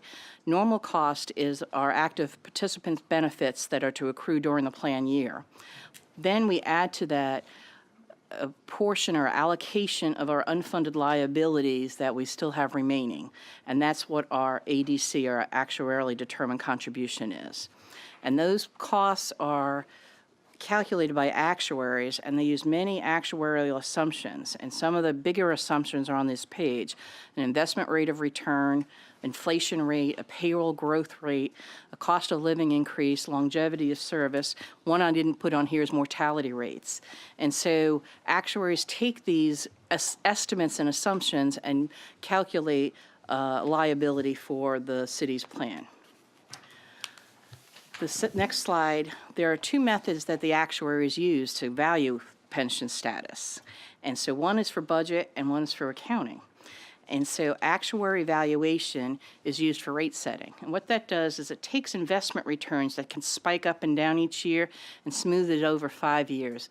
So when you're budgeting for a cost, it gives you a smoother rate, so you're not budgeting higher one year and lower one year for the actual cost. The GASB valuation, which has been around since 2015, is really taking the actual investment rates, and that's what we use for financial reporting, and we put that in the CAFR, and sometimes that's what you see as valuation. So the GASB valuation is much more volatile than the actuarial valuation. So this next chart is a lot of numbers, but what I wanted to do is show you, this is in the CAFR, this chart. So we use a 7%, and VRS uses a 7% discount rate, which is the middle column. So the city and the school and the total net pension liability is $989 million. If we increase our discount rate to 8%, it causes a 48% decrease in net pension liability. If we decrease it 1% to the 6%, it causes a 60% increase in the net pension liability. So estimates and what we use for some of these estimates can have a significant effect of what the net pension liability estimate is. VRS has a stress test that they use, and they have a report dated 6/6. And one of the quotes from that is, an assumption that is significantly wrong in either direction will cause a misallocation of resources and unfairly distribute costs among generations of taxpayers. So as we do these net pension liabilities, we look at these assumptions and we look at a lot of different things, but it is volatile and it does change depending on what type of assumptions you're using. David has a question, if you don't mind. Oh, excuse me. I just want to clarify what you're just saying here. Sure. Because what I'm seeing here is you're based on 7%, but the actual was, what, 7.5%? Is that what No. you're saying? No. The discount rate since 2011 has been 7%. That's what they Okay. use to calculate. That's what That's the actuaries that's the use it. actual. Right. So the 7.5 was from 6 to 10. From 610, they use 7.5. And Okay. give me a couple slides and I'll show you how that makes a big difference. But, Thank you. but I have to kind of get through. It's Gotcha. a building block a little bit, so Okay. give me a minute. Gotcha. The next slide is the actuary funded value. So remember I said GASB status or funding didn't come into FY15. So a lot of times when we're doing comparisons, especially going back years, they're using the actuary valuation because that's what everybody has. And so we have the Center for State and Local Government Excellence publishes a state and local pension that takes 180 pension plans. It's 114 at the state level and 66 at the local level, which accounts for about 95% of all pension assets. And it compares the actuarially funded ratio of local pension plans to the city of Virginia Beach. And so since 2015 and beyond, we are higher than that average. So we're at 81%, and the average of the 95% of assets is at 72%. Okay, and this next chart has a lot of numbers on it, so I just want to go through it. And I'm just going to concentrate on the totals part. The city and schools together, total pension liability is calculated at $4.477 billion. Our net assets, or the fiduciary net position, the assets in the VRS, are $3.5 billion. So we have $3.5 billion sitting in VRS as of June 30th to pay our retirement benefits. So if you take those two numbers, you have a net pension liability of $989 million. Our pension funded for GASB valuations at 77%, and the actuary valuation is at 76%. The city pays a total pension contribution of $113 million. And our contribution rate was 13.8% of covered payroll, and in FY19 it'll be 14.54%. Also to remember, the employees contribute 5%, which is about $38 million of this. Some of the other issues that you'll see that the schools is a little less funded is that the schools has a teacher's portion which the state funds. And so that's partially, so the schools is partially funded by the state, but the liability shows up on the city's books. So you'll see that. And so a lot of times when we talk about funding of pensions, the city is a little bit higher in percent funded than our schools are. One of the best ways, though, that people use to do an analogy of pensions is saving for children's college education. So if you have a family of 4 and you have 2 children that are 16 and 17, you have 2 children that are maybe 3 and 4. When you want to save for their post-education, the 16 and 17-year-old, you want the money in the bank. You want to have all that done. When you have somebody that's 3 or 4, you want to have a plan to save for when they're 17 and 18, go to college or go to whatever school they're going to. And you have to make some assumptions of what schools they're going to go to, how long they're going to go to it, what interest rate you're going to be able to save that. And that's exactly how pension liabilities work too. So the city has $4.5 billion in liabilities to pay our pensioners. We have $3.5 in the bank, and so we need to save up But, we have a lot of people that are still just starting out in their career. They're not going to be retired for a long time. So we have some time to save for that. And so when we talk about, I always like to say liability, not debt, because it's a liability that we're going to have to pay in the future. So the next two slides, I did the slides differently. I didn't do a total. We did city and then schools. So the city net pension liability, let me explain the chart. The bars are the actuarially determined contributions. So the red is the amortization of the unfunded liability, and the green is our normal cost that we have to pay. And so each year we pay both of those normal cost and the amortization of the unfunded liability. And the black line is the net pension liability. And so there's certain bumps in this where you see our net pension liability going up. And so when we changed to 7.5%, our net pension liability went up.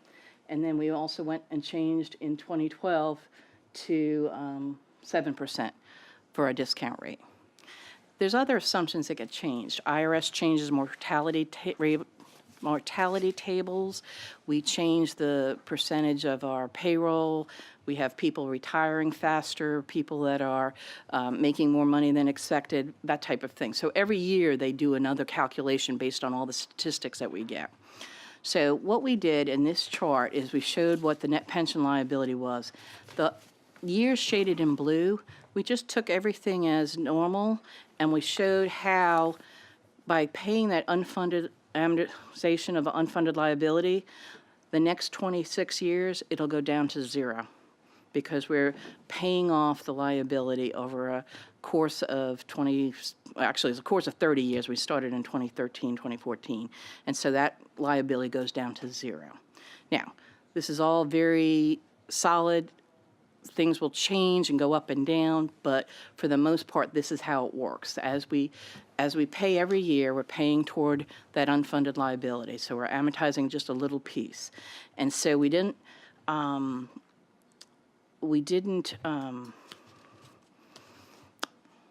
my train of thought there. We are able to fund that, and the City of Virginia Beach can fund the $113 million of our actual costs that we have to pay each year. Sometimes you read about cities that have well-funded plans, 75, 65, but what they're struggling with is they can't fund their actuarially determined costs every year. That's where they're struggling in their budget to fund that actual determined cost. Rosemary has a question, Real please. quick question. Sure. So the 113 million, is that city and schools? City and schools. So this is, if you look on that one chart, back on slide, We don't have the. yeah, the one slide that has the numbers on there, slide 13. It is the schools is 68 million and the city is 45 million.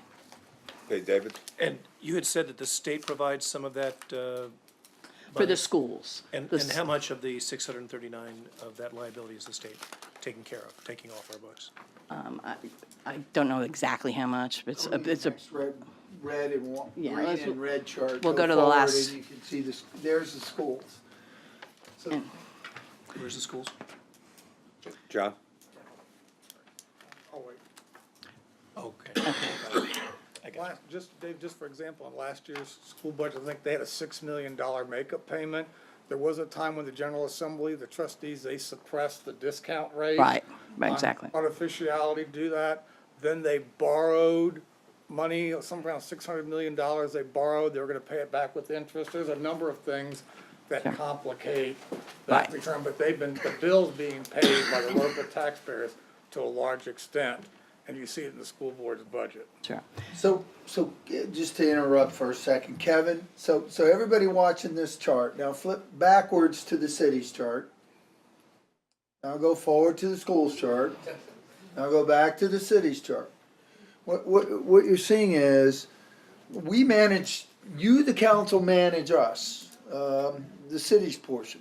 Your glide path is not as steep because we've set this goal out here, 30-year goal to meet the GASB requirements to pay it off. So go to schools.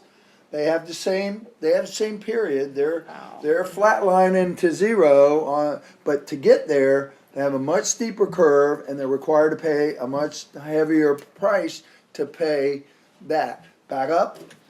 So what I want to reassure our council is we're working this, and you can see, we've had some erratic movement, but those are what Alice is trying to tell you. There's a bunch of crazy stuff going on in this world that when GASB changes mortality rates and other stuff like that, you can see those impacts. So the purpose of this is to reassure the council that we have an affordable way to get and stay compliant with the General Accounting Standards Board principles that require us to be compliant so that we win that award every year that Patty's won and Alice will win and all the finance department will continue to meet the standard. John? Another point we don't make here is that actuarial accrual thing, fixing liability, is something that people who have 401ks in the private sector do not have. They're not insulated from the marketplace or changes in interest rates. So in effect, that's a form of compensation because we are paying an insurance premium. We are protecting against the market, against the benefit. So when the market underperforms or things change, the taxpayers, which I think recognizes the value of public servants, are protecting and insulating them from market changes that they themselves in our 401k are not protected. And that is a form of compensation. Sure. Well, we have a defined benefit plan, which is a very nice plan to have as a pension plan. Now we have employees that are coming in as hybrids, and so it's partially defined benefit and partially defined contribution. And so as you get more and more hybrids in there, we'll have less and less of a normal cost because some of that will be defined contribution versus defined benefits. My point being that the private sector, seeing those trend lines, bought people out and shifted to all defined contribution to avoid that future liability. Sure. All I'm saying is that we as taxpayers, recognizing the value of public service, that is a way of recognizing it because we are continuing to pay an insurance premium against the market to pay a defined benefit in the future, and saying we'll do that against all market performance. And that's not insignificant. I think that, yes, that's a good point. I think also our three major credit rating agencies look at our pension funding status. They like our ability to fund our ADC, the annual determined contribution. They also all have commented that we have a modest liability profile. And so a lot of times you'll see big numbers, but I think it's important. The liability is 4.4, but we have 3.5 billion. So we are on a good plan to make sure our pension liabilities are covered. Oh, yeah, it's a stellar number, I would agree. And the last chart is, we're coming back to you like we always do. So next March 19th, we have OPEB and long-term debt.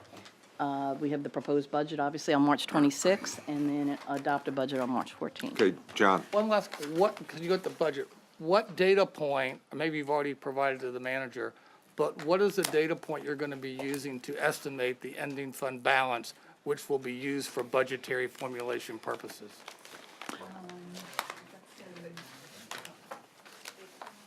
Yes, we usually don't do that until toward the end of the budget thing. comes But on it's March usually 26th, usually there must be a number. it's a 10% fund balance. David has established that, and we will provide you that answer. Thank you very much. We've already worked that up. certain that's all. I'm sure you know I already know what number what I'm putting into that number. Thank you very much. Yes, sir. Okay, thank you. Thank you, Anybody Alice. else? Thank Thanks, you Mary. very much.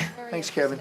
Okay, so I'm moving planning up to come in and give you your pending items, pending planning items. And hopefully Bill will come through the door. There he is, and there's Carolyn. And I appreciate planning stepping up early. I bet you appreciate being early. Yes, indeed. Thank All right. Changing it up. Good afternoon. I'll be taking you through the planning items to be considered by the council at your March 19th meeting. Excuse me. We have 5 items for that meeting. All have been recommended for approval by staff and the Planning Commission. The first item is a subdivision variance and is similar to an application on the adjacent property that was approved by council last month. That property was part of a larger tract of land that was under common ownership until 1971, when it was partitioned off and distributed to the heirs of the original owner. The applicants proposed to re-subdivide the property into 2 parcels. Proposed Lot 6A will meet all dimensional requirements of the zoning ordinance. Proposed Lot C1 will have a lot width of 107 feet, as opposed to the 150 feet that's required, and therefore requires the subdivision variance. The size of Lot C1 will be sufficient to include an existing garage, which presently straddles the property line. The property is outside of the special flood hazard area, and according to the applicants, they have not experienced any flooding on the property in the 60 years they've lived on the site. The next item is a request for, yes, ma'am. I was probably going to interrupt you. Yes, ma'am.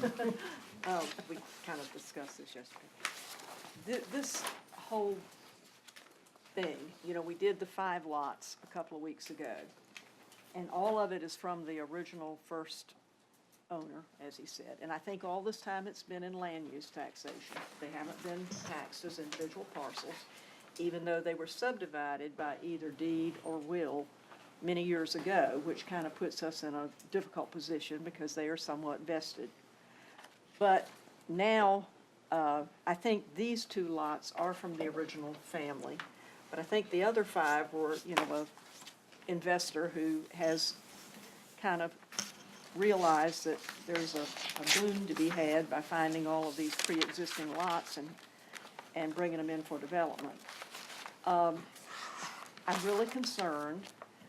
Now, these folks who are in the family, they know what to expect, but these other folks that we've already approved, and it looks like some more are yet to come, don't realize that this is an area that is low, and since they're individual lots rather than a subdivision plat, you know, like we would do for a neighborhood, that could be required to have a BMP or something. These individual lots, we really don't have any requirements for them to meet stormwater regulations. So essentially, they're probably not going to have to do anything except drain to a ditch. And it really, really concerns me because I know that this is happening with increasing time because, like I say, folks have realized that we would never create these lots today. They would not meet our standards.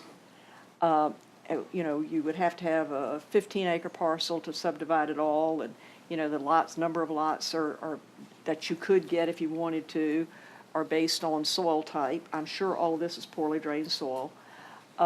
You know, the most you could get would be 1 lot for 5 acres if you had well-drained soil, 1 lot for 10 if you got poorly drained soil and all that kind of stuff. We would never create these lots today, but these lots down here are being developed. And in a couple of years, we're going to be riding down Gum Bridge Road, and there are going to be many very large new houses.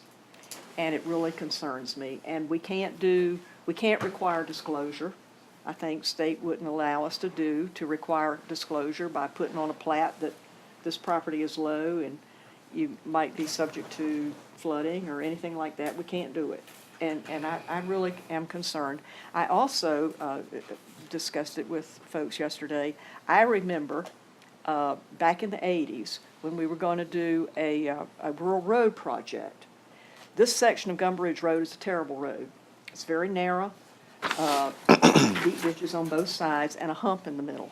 And so we were going to do a rural road project. We designed a project to improve Gum Bridge Road from Princess Anne to Dawley, but the folks out there absolutely did not want it because they didn't want any of their front yards taken and that kind of thing.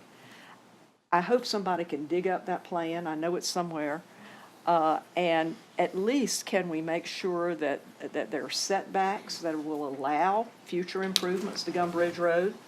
Because if we just are doing our usual thing, we're not providing for these things that are going to come. So I'll just let y'all know again, and everybody else know, that when this area develops, everybody's going to say, how in the world did that happen? Well, it happened because of what was done 30, 40, 50 years ago with a will and just subdividing by deed. And I think Mr. Stiles would probably tell us that these lots are probably vested and we can't not approve them, but we're really between a rock and a hard place, and I feel uncomfortable in saying it's okay for people to go forward and build these and sell them, and the buyer is going to have to be careful. Just to let you all know that I'm real concerned about this, but Okay, John? Ms. Henley's point, I assume that we take our, even though it might not have to have an on-site drainage situation, but we are still applying our data modeling or algorithms to this property for runoff, and we do know the net runoff that's coming and what that means collectively in this area, correct? If we haven't, we will, as part of the site And we'll have that in plan. the documentation we see before we vote. We can certainly provide that.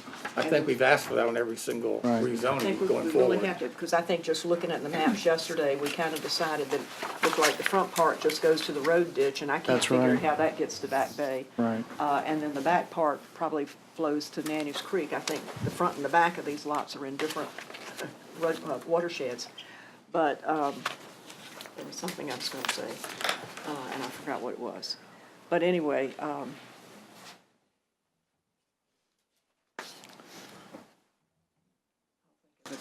Aaron? time I think before that's, we vote on it. I think Councilwoman Henley's concern is we need to pay attention to that. So, what is our liability? I know we're already, it's a planning item. Can we go back and propose do anything different? I mean, because this 10 years, 20 years down the road, flooding and what a Well, the drainage one issue. thing that this developer was agreeable to doing was making a 3-foot freeboard instead of 2 feet. Would that So suffice? that would allow the houses to be built higher. Correct. I mean, he's doing that, but it really worries me that we're not able to do anything for all of these lots together that we would do if it were coming in as a total subdivision. They're each individual, they're just gonna be draining however they can drain, I guess. And not good. All right, you were gonna answer Aaron's question, but I remembered what I was gonna say, so I had to say it quick. Or I'd forget it again. Well, I think you did in part answer his question. I think the freeboard does make a difference. The vested rights analysis is complex and it is, fact-specific.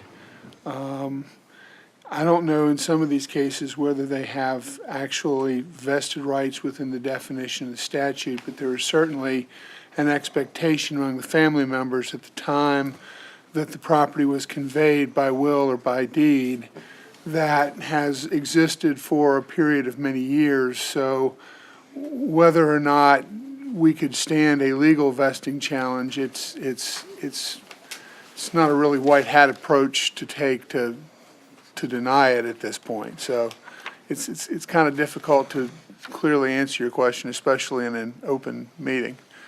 Okay. Happy to talk to you about it further on a case-by-case basis if you'd like. Anybody else at this point? Okay, thank you. Next item is a request for alternative compliance. The applicant intends to develop the site with a 5-unit row house building fronting Pacific Avenue and a detached single-unit structure fronting the 25.5 Street alley. The architecture will be contemporary in style. The alternative compliance is required because the row house structure does not meet minimum lot area requirements or parking setbacks, and the detached rear structure does not front on a street or meet minimum lot width or area requirements, and also adds a second building type not normally associated with the row house building type. In this case, the main factor in assessing conformance with the alternative compliance standards is the new streetscape proposed along Pacific Avenue and 26th Street. The streetscape is what would normally be found with a capital improvement project and far exceeds the minimum standards, and therefore will create an attractive pedestrian environment. I have a question. Yes. Is this one of them that's being built as short-term rentals? I know in that area, there's some that are being built specifically for short-term rentals. Is this one of them? I've met with the developer, he didn't mention that, these are, John? It's, My only question is, I'd like to know, have we, CUP. since we adopted all this form-based code and all these things at the oceanfront, I can't recall one thing that we have approved that hasn't been a variance. So if you could just give me the history of that. Sure. Because something that's 100% exception is a nothing standard. And so I have a lot of concerns, but I'll wait till we have the public vote. But this, having street landscaping only capital improvement is not a rationalization for this much deviation. And I can't wait to see the analysis that goes with this. Maybe it's as good as that parking permit on 43rd Street. We'll have to see. David? My understanding on that is there were a couple of spaces that the developer was putting in here that were not actually counted. Is that correct? That's correct, yes. There's So the parking kind of goes away for some reason, but Well- I never understood why they're, There will be 3 new on-street parking spaces, metered spaces, and then there will be 5 spaces on-site. And together, they satisfy the overall parking requirement. We're letting them use on-street metered parking to meet their parking requirement? You're Yes, sir. crazy. Yes, sir. Yeah. I don't know how else to say it. Anybody else? Rosemary? To pay for their parking at their house? Yeah, I will say that the RAC has been working really hard on this to improve the design of it, but can we talk about this parking thing again? I mean, Yes, so there's 5 units, right, 5 parking spots. right. So there's 1 space for each unit. And it's accessed from this rear drive aisle Yeah, here. no, I see that. And then there are spaces available. So they can't have more than 1 car. That's correct. How big are the units? The units are fairly good size. I'll have to verify it for you, but they're, I think, between 2,000 and 3,000 square feet in size. They're obviously gonna have more than one car. Well, they could rent a space where the iFly building is on 24th Street, They could. but then they pay $30 a month or something. Too, but we shouldn't be allowing that as the basis. This is a whole departure. I can't wait to see the analysis. Where these people function in the real world is beyond me. Are these for sale or for rent? Take out that. We believe single they're for sale detached, right now. You got Yes. sufficient parking. Yeah. If you take out that single detached unit, you can create the parking that. What's in that detached unit? This one troubles me. That one right there. Another house. Could you Anybody else, speak Louis? up? Yes, sir. I'm Yep. having trouble here. Oh, I'm sorry. Yep. Okay, anybody else? There are 2-car garages with detached unit? Oh, each unit. In the There's back, 10 parking spaces. Under each of those 5 units along Pacific Avenue is a garage on that first floor for 2 cars. Okay. So I did. And then 5 misspoke. outdoor spaces? yeah, yeah, that's what I Okay, thought. I That's was- a little better. Pardon me? So it's open to the back, Okay. and they're reserved for the units. So there's 15, material 2 garage and 1 street. Yeah, That's a big difference than It 5. is. Yeah, That's a big I'm sorry, that was different from the briefing I got. Yeah, so I was sitting there scratching my head. I misspoke. I'm sorry. Yeah. It says Okay. 5-unit house parking first floor.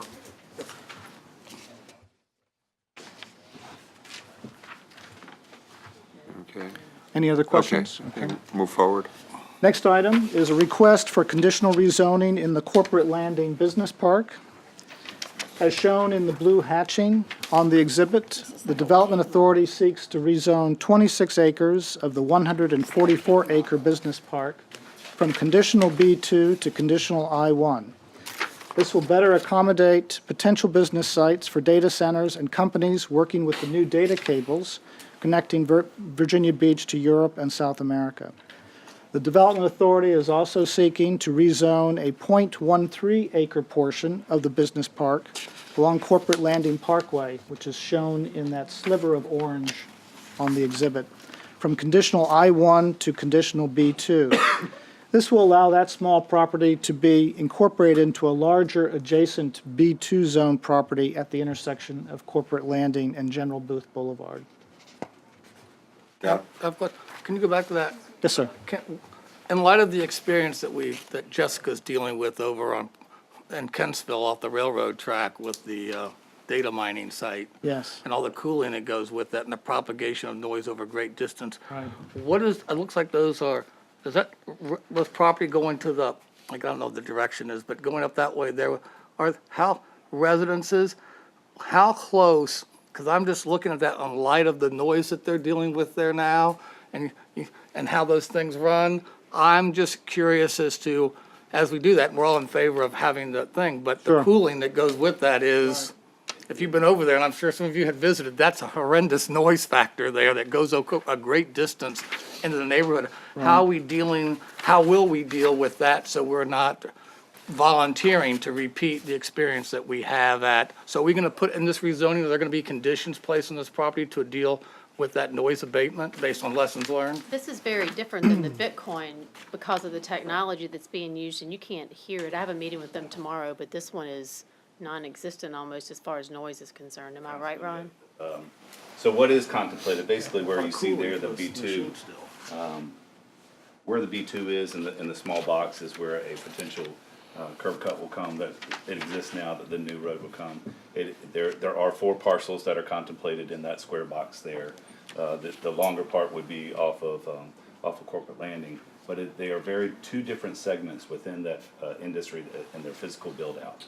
The data mining is extremely intense on the servers that do that work versus the type of data centers that are going to be locating here. So will the conditions of zoning preclude that use in that property? That is not part of the base, I do not believe that, but conditions for sale, we will certainly be extremely sensitive, understanding the data mining is a different capacity and its location near residential. Well, when it comes up for vote, I think that should just be a condition, because I know what we're dealing with over in Kensville, and I don't blame the builders or the people operating, but we don't want to repeat that. Okay, Jim Wood. I just wanted to point out, according to that map, it's the greater than 75 dB, so my guess is air conditioning is going to be the least of the noise in that area. I think it's going to be jets primarily, but, yeah, I'm just saying. When you're hearing it constantly, it's a different thing than episodic.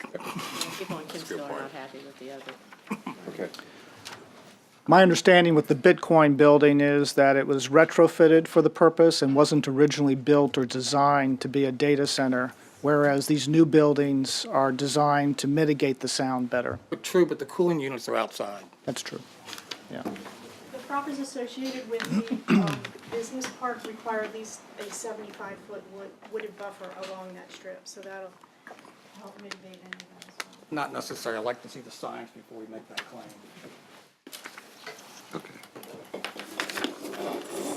The next item is a conditional rezoning and modification of conditions for religious use.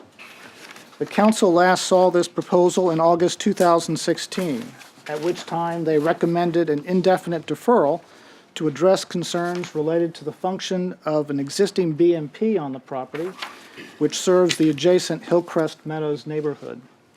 Since then, the Public Works Department has addressed the issues, which included replacing the outfall pipe and outfall structure, and it's believed that that BMP functions well today. The request to rezone 8.2 acres from the R15 residential to the conditional R10 residential zone will permit the development of 13 residential lots, which includes the existing two-story dwelling on the site. The resulting density of 1.6 dwelling units per acre is comparable to what is found in the surrounding area. As a result of the rezoning, a modification of the conditional use permit for the church is required because the area for the church has been reduced to 1.8 acres. Question Yes, sir. on that map. Okay, I just wanted to see that. Thank you. When you went to that. Gotcha. And the surrounding zoning is what? The surrounding zoning is R10 and R15 on all sides. Okay. So R15 to the north, R10 to the south, and R15 to the east across Indian River Road. Okay, thank you very much. Barbara? Yes, this one I also, we talked a little bit about yesterday. In looking at that portion that is, I guess, floodplain and so forth. Right. And this, I think, might need to be true as we go forward with a lot of areas, is if we could have the elevations on the map of what, you know, the lands are. I know this is all Indian River Road, and it's all this area is developed all around it, and these folks have been working on this for a long time.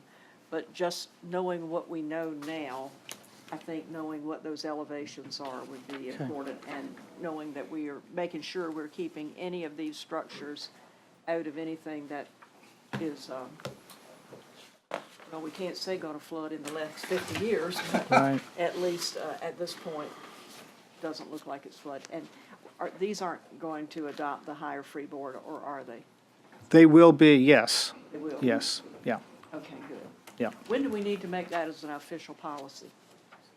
When can we make that as an official policy? And I know that'll increase the cost of building. Yeah. I don't know. I guess we have to debate that within the city. Now, You want us to write an ordinance on your behalf, Mrs. well, yeah, but I think we're probably gonna be hearing from, from the construction industry, but, I think Norfolk has already adopted the 3-foot freeboard, haven't they? And I think it was sort of in the discussion that we would all kind of regionally do the same thing, but, I think we ought to look at it. We'll talk to the zoning Draft administrator. you one. Yep. Shannon? And there's no parking lot lights that are gonna shine in anyone's homes, right? There's no lights? Okay. And that existing parking lot Good is, job, not real large. That is the existing parking lot around the church. That's correct. Yes, ma'am. And these are what we're voting on are the housing units. Right. The parking lot's already there. I wanna go down that path again. Yeah. Learn from your mistakes, right? And let's Learn from define our what light mistakes. means. The last item is a conditional rezoning, and this application was previously deferred twice to allow the applicant an opportunity to address community questions which related to the land use. The request would rezone the property from R10 residential to conditional I1 industrial. 3 buildings are proposed for 38 office warehouse units. The property is encumbered by Navy easement restricting certain land uses, so it can never be developed residentially. The site is also located in APZ2 accident potential zone and is in the greater than 75 noise zone. Are there any questions? Were they able to work out the issue? We believe there's an understanding now in terms of the nature of the land use. David? Yeah, I think there is an understanding. I think the heartache that I had on this, and particularly the neighborhood, is that they were never informed of the planning commission's meeting on this. And so I think we need to be really diligent in making sure that when we're doing the development down there in the historic CTAC, Okay. that we inform the community, because if they come to me, I'm just gonna kick it back to the planning commission. That's Sure. my opinion. These things need to be vetted by the planning commission, so we don't have to keep deferring these things. Sure. Aaron? You said it was, what kind of understanding did they come to? They're meeting together to talk about how they wanna go forward. They haven't met yet? They were supposed to meet last week, and I haven't, well, They haven't met? I was in other ways, There's an I believe- understanding, but they met, they haven't met. I believe the attorney has met and/or discussed with representatives of the community the true nature of the proposed use. So what was the understanding? Was there Well, a compromise? there was confusion on just what was the true nature of the use. residential or Folks non-residential. in the community thought that it might be focused on self-storage. They thought this was a self-storage facility. And in actuality, it's really meant to be incubator-type space, office, warehouse-type space to grow new young businesses. So storage is precluded? Storage in connection with a business would be allowed. Well, I have some questions for you later, Mark, but are we gonna have any communication from the neighborhood as to what they think the understanding is? Yeah. Yeah. Okay, that will be We key. can ask for that, yes. Yeah. And my plan was to sit down with everybody, and I just haven't, obviously, I was sorry, busy last week, so. Anybody else? Okay, thank you. Okay, thank you. Take a break. Break, come on, break. What do you know? Break, come on, man. Well, Oh, look, listen, I got you. There you are. so, one more briefing, then we maybe take a break before we Correct. get into the CIP projects. And so I've asked our team to provide you an update on our Something in the Water festival that we are partnering with world-class producers. And I think if I was to lead out with a comment to the city council, pretty excited to tell you that our partner our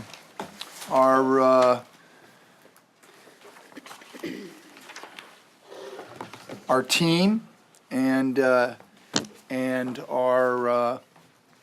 leadership are overachieving and are in a position to where they are going to be able to help transform the thoughts about what happens in Virginia Beach during the spring break season. And so in order for us to support the initiatives that one of our own, Pharrell Williams, is delivering in partnership with the city, as well as a huge number of corporate sponsors and world-class artists. We have appointed leadership amongst ourselves. Ron Williams has executive lead, but Brian Solis, I'm introducing you to him today. We have moved him into an assistant city manager's position for special projects because of the importance of this project, so that he can coordinate all activities associated with this transformative initiative. And so Brian is going to provide you an update today. I'm going to precede his information by informing the council that we had hoped to have an announcement with the producers of this festival, but they have asked to delay that for a very short period of time. They are in the process of signing some additional last-minute, very influential corporate sponsors. They are in the process of signing some very amazing, world-class artists to join us. And as I tell you this, I'm getting goosebumps on the back of my neck, and I normally don't do that at a council meeting, to be honest with you all. And so over the next couple of days, you are going to see some press releases that will be coming forth from those that are responsible for putting this together in partnership with the city. And so for confidentiality reasons, they want to make this announcement themselves, and we're going to respect their request to do that. But as your manager, I'm reassuring you that things are way more spectacular than I ever imagined they could be. And so as a lead-in, let's see you beat that one. I'm not sure I can, Mr. Hanson, but thank you, Mr. Mayor, members of council, Mr. Stiles, everybody here and watching from home. I appreciate the time to kind of update everybody on this Something in the Water Festival. I think one message in particular that Pharrell's team wanted to get across, and that is that this is not just another festival, that it is one of a 3-day unique event of art, cultural enrichment, film, and music, and one that we believe will have a lasting effect on Virginia Beach. And for a moment in time, Virginia Beach will be the center of the music universe, for sure, as they have secured 25 national acts to, or in the process of securing 25, I believe 24 at least, have been secured national acts that will be performing throughout that weekend. But it's not just about those national artists, it's also about the corporate brand sponsors that have committed to invest millions of dollars into Virginia Beach and that experience for not only the visitors that were already coming, those that will come, and also especially for our locals as well. There'll also be pieces in athletics and innovations in technology. And again, those details will be coming out in the coming days and even further announcements after that. As promised, the team, the Something in the Water Festival team that stretches from Los Angeles to Toronto to here locally will be resubmitting their special event application. It's due back in today. When Mr. Williams came to us in October to city leadership and introduced the concept of this at the end of October, they also submitted a placeholder, a special event application then, just to get it in that, hey, we wanted to create this unique program for that weekend. So additional details are forthcoming, and Chief Severa and many of the public safety departments have been very patient on that piece. So that'll be at the 60-day out point today that we're currently at. So not going to spend a whole lot of time on where we've been, but we hoped to announce through the press release, or that the team would announce through the press release, all aspects of the festival program, and especially the web presence, because that's going to really walk you through where everything will occur, primarily at the resort area associated with this festival. The passes will go on sale shortly after that announcement. And then, again, the committed days of the festival are the 26th, 27th, and 28th of April. There are a few outreach locations, and this is just a high-level overview of the festival program.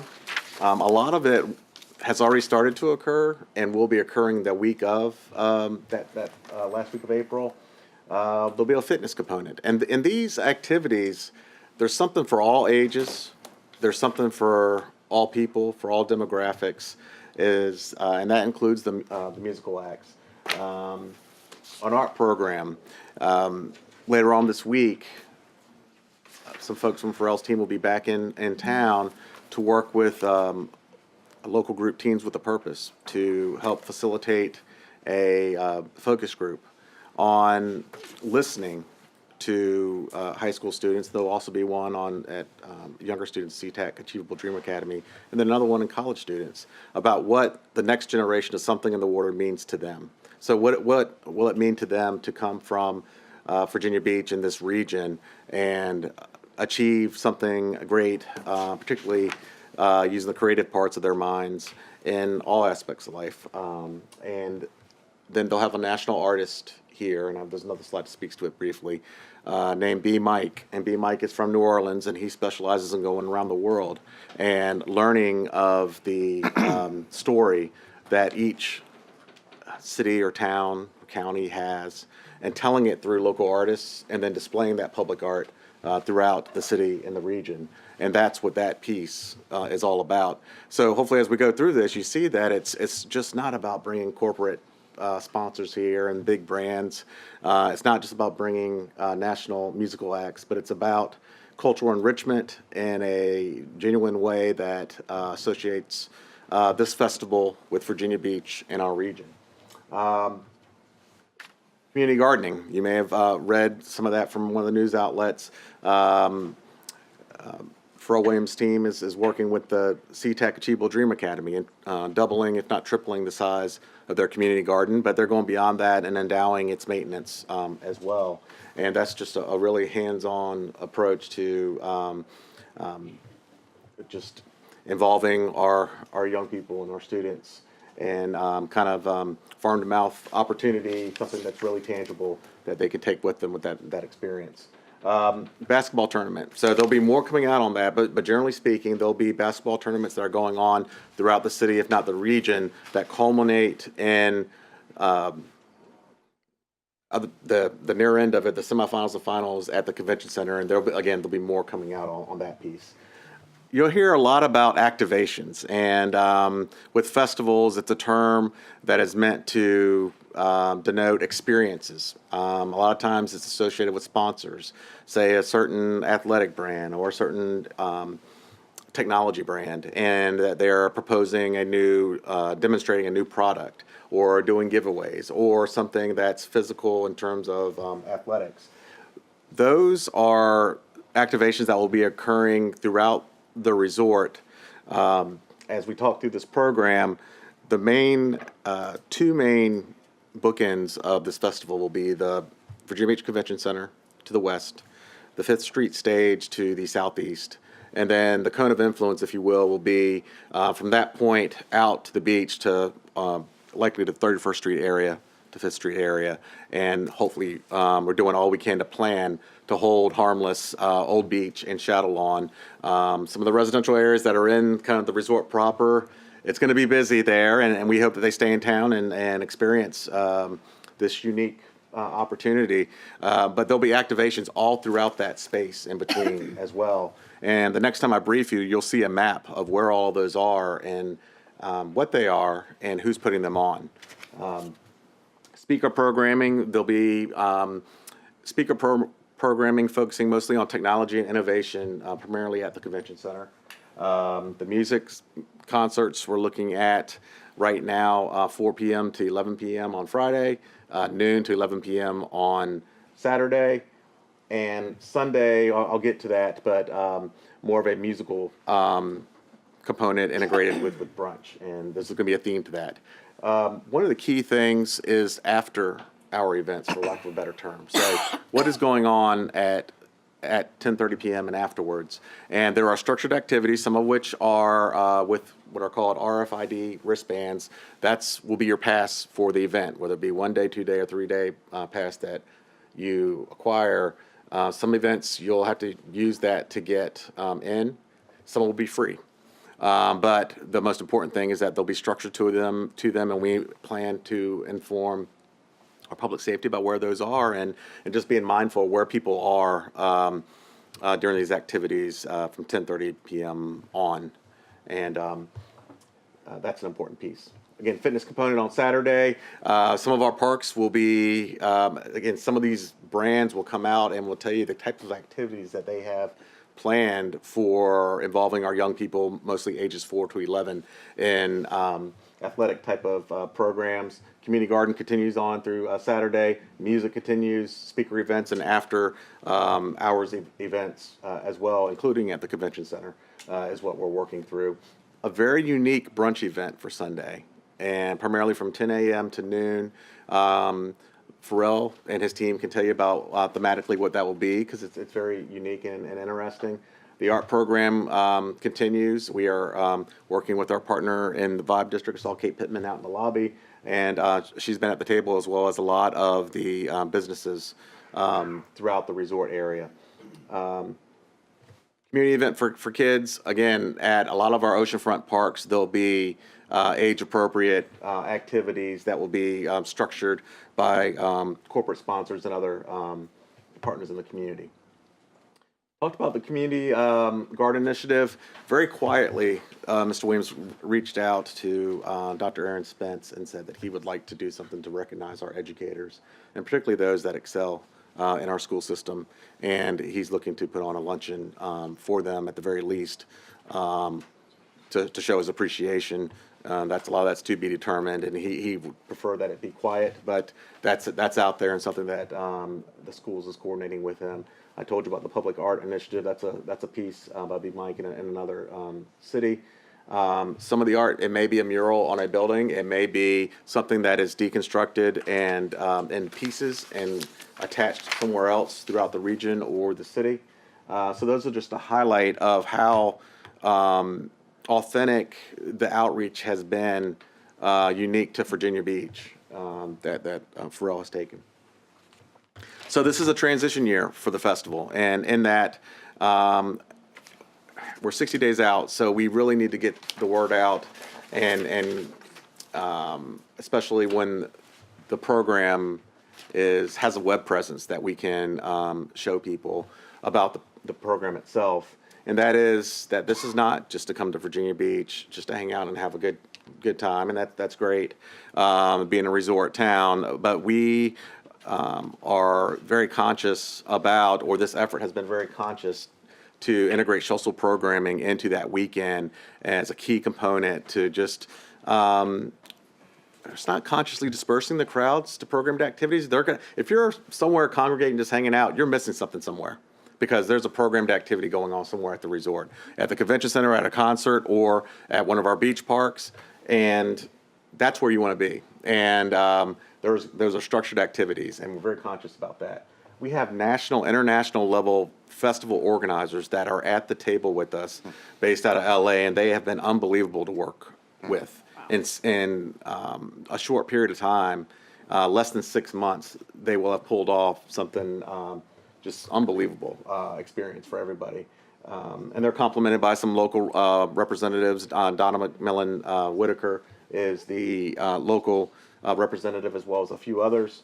And we've had just tremendous support from the city organizations, agencies in particular, and particularly safety and security. So to that end, this year, this approach has been different than other special events. It is trying to transform our weekend into one that we already know that we have crowds up to 35,000 that are already coming here and enjoying our resort city. But it's one where we're trying to integrate such a robust program into it is the challenge. And so we have added the managers prioritized additional layers of planning into this process. And so we've kind of broken up groups into safety and security, transportation. Safety and security is always at the forefront, but transportation is a very close number 1A that we're going to continue to be working through all the way up until the day of. And communication subgroups. So we are organized and aligned with, under Julie Hill's leadership, all of the PIOs from the public safety departments and public works, the Live Nation communications team, and the BWG Live, who are the producers of this event, their communication team as well. Safety and security. So what we're focusing on is some of the recommendations that have been made in years past about crowd control and our approach to that. One unique piece in terms of safety and security of this year is a joint incident command between our public safety and the festival organizers contingent. And they will be co-located. We're not going to say where, but they're going to be co-located in very close proximity to each other. So there's open communication on all aspects of what's going on at the festival at any given time. Coordination with the traffic control plan, in addition to our public works resources. The Something in the Water Festival organizers are contracting out for supplemental traffic control devices, whether it be variable message board signs or jersey barriers or water barricades, what have you. That they will supplement whatever it is we can't provide to help with traffic control. They'll have a substantial private security force here, and their leadership is coordinating closely with our public safety departments as well. There will be, they are looking to implement a gun search policy privately on their end for their permitted event areas. And then they're even concerned about lifeguarding, so they plan on employing lifeguarding or coordinating with our EMS folks on lifeguarding parallel to the shoreline during the concert times in particular. So like I said, excuse me, like I said, transportation is just a key issue. I told you about the RFID wristbands. They're going to be able to tell at any given time where folks that have bought passes are in terms of managing their resources to help manage the programmed areas. So that's, at least for pass holders, they'll be able to tell how they can best serve those folks that have paid to be part of this experience. Satellite parking, we are working through the details, so I'm not going to talk about where because we are in negotiations with, I say we, really the festival organizers, and we're trying to help where we can coordinate satellite lots to the south and west. The difference with this year versus other times that have been tried is that they're likely going to have to sign up for passes for that so that we know what kind of demand there is and we can push it harder or not, and we'll be able to update live real time on their website how much satellite parking is available at those locations. For the first time, we're integrating trolley service to serve that entire resort that weekend. That Route 30 with the Virginia Beach trolleys that HRT operates. And for the first time, we're going to integrate a T in that it's going to serve the convention center. So the route is going to be Pacific Avenue, Atlantic Avenue, come up 17th Street, across Jefferson Avenue, which basically cuts across the convention center parking lot, serves the entrances of the convention center, goes down 21st Street, and does the T all over again. At about 7.5-minute frequencies is the target if traffic allows us to do that. Now, with the dedicated lane on Atlantic Avenue, we know that at least for that part, they will. HRT is pushing their mobile fare payment app that we piloted last year. So we are really pushing both through the festival website and on-site during registration. HRT will have folks there to educate folks about how to use the mobile fare payment app, and that'll really help with boarding if you're able to just scan or show that you've paid rather than exact change in cash. So Julie, Aaron Sutton, and your IT department have been working really hard for the past couple of years to develop a community partner agreement, is the name of it, to execute that with Google, Waze, and Esri. And Esri is the primary GIS software company in the world that will be able to push out traffic roadblocks, traffic notifications, that are unique to this event, we'll actually be able to do that manually ourselves. We'll have the ability to do that. As importantly, we'll be able to evaluate and use the data from the traffic from that weekend and planning next year's event. Where did we get it right? Where did we not get it right? And where can we make adjustments based on that data in that year in between?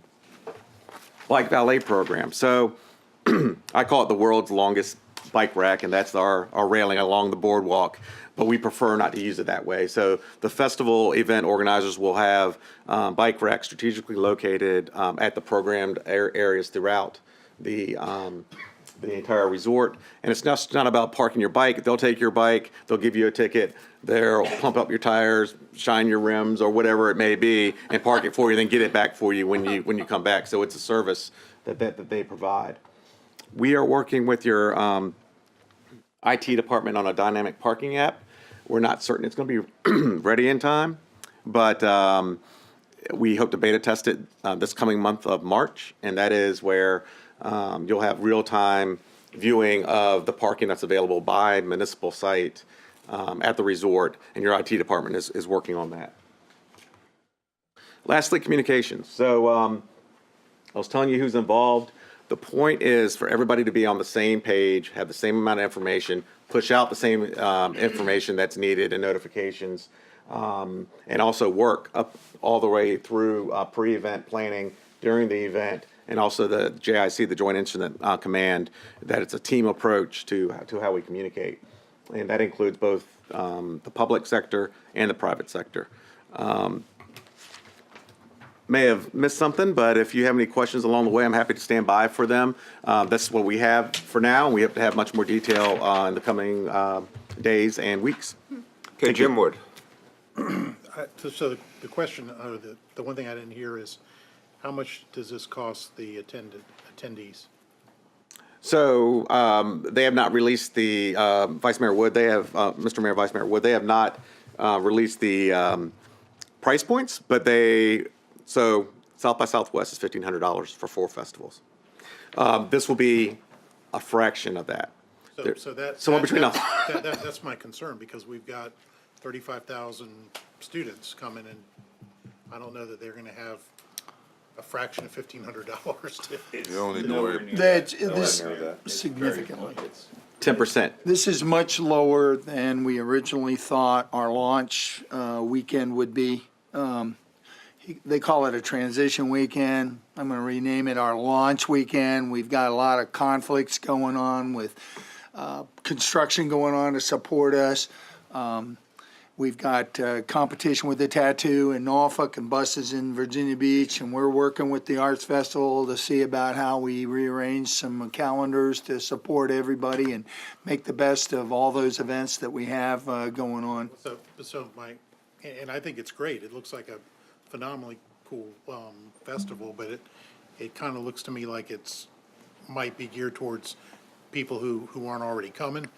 It might be because this looks like it's going to attract a lot of people, and it's a lot of neat things, but I don't really see college students doing the community gardening thing or anything like that. At least we didn't do that when I was in school. Aaron, you're younger, I don't know, maybe y'all did. I think it's important to understand who for real actually is and how he transcends across cultures, generations, and how important grassroots is to him as well. Like when we're thinking about Virginia Beach, in this festival, I will put that on a level of up there like NBA All-Star Weekend or Super Bowl or other known festivals that are out there in California, and, Burning Man, these things of nature.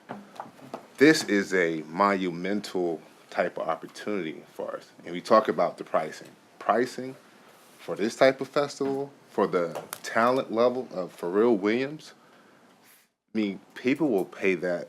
Don't worry about the price. They will be here. It's like affordable housing. It is. But what it goes back to, though, is we have this group of 35,000 people that come visit every year at the same time period. Are they going to be able to enjoy this? Or are we going to have a group of 35,000 people that can't afford it, and then another group of 30 or 40,000 people that can afford it? And that's my concern. But you're telling me it's going to be significantly lower. They'll be paid for in activations that are not paid for. So there'll be a there's a gonna lot be of some- activity. There'll be going something on. for everybody. Yes, sir. Yes, There'll sir. be Correct. something for everybody. Okay, David first. My understanding is that that the target market is these college students that are coming. So they're pricing it to appeal to them. Secondly, this is a long-term strategy. South by Southwest, I think, was 20 years in the making. It brings in, I think, $1 billion a year of economic impact to Austin. So I think we all need to look at this in terms of long-term strategy.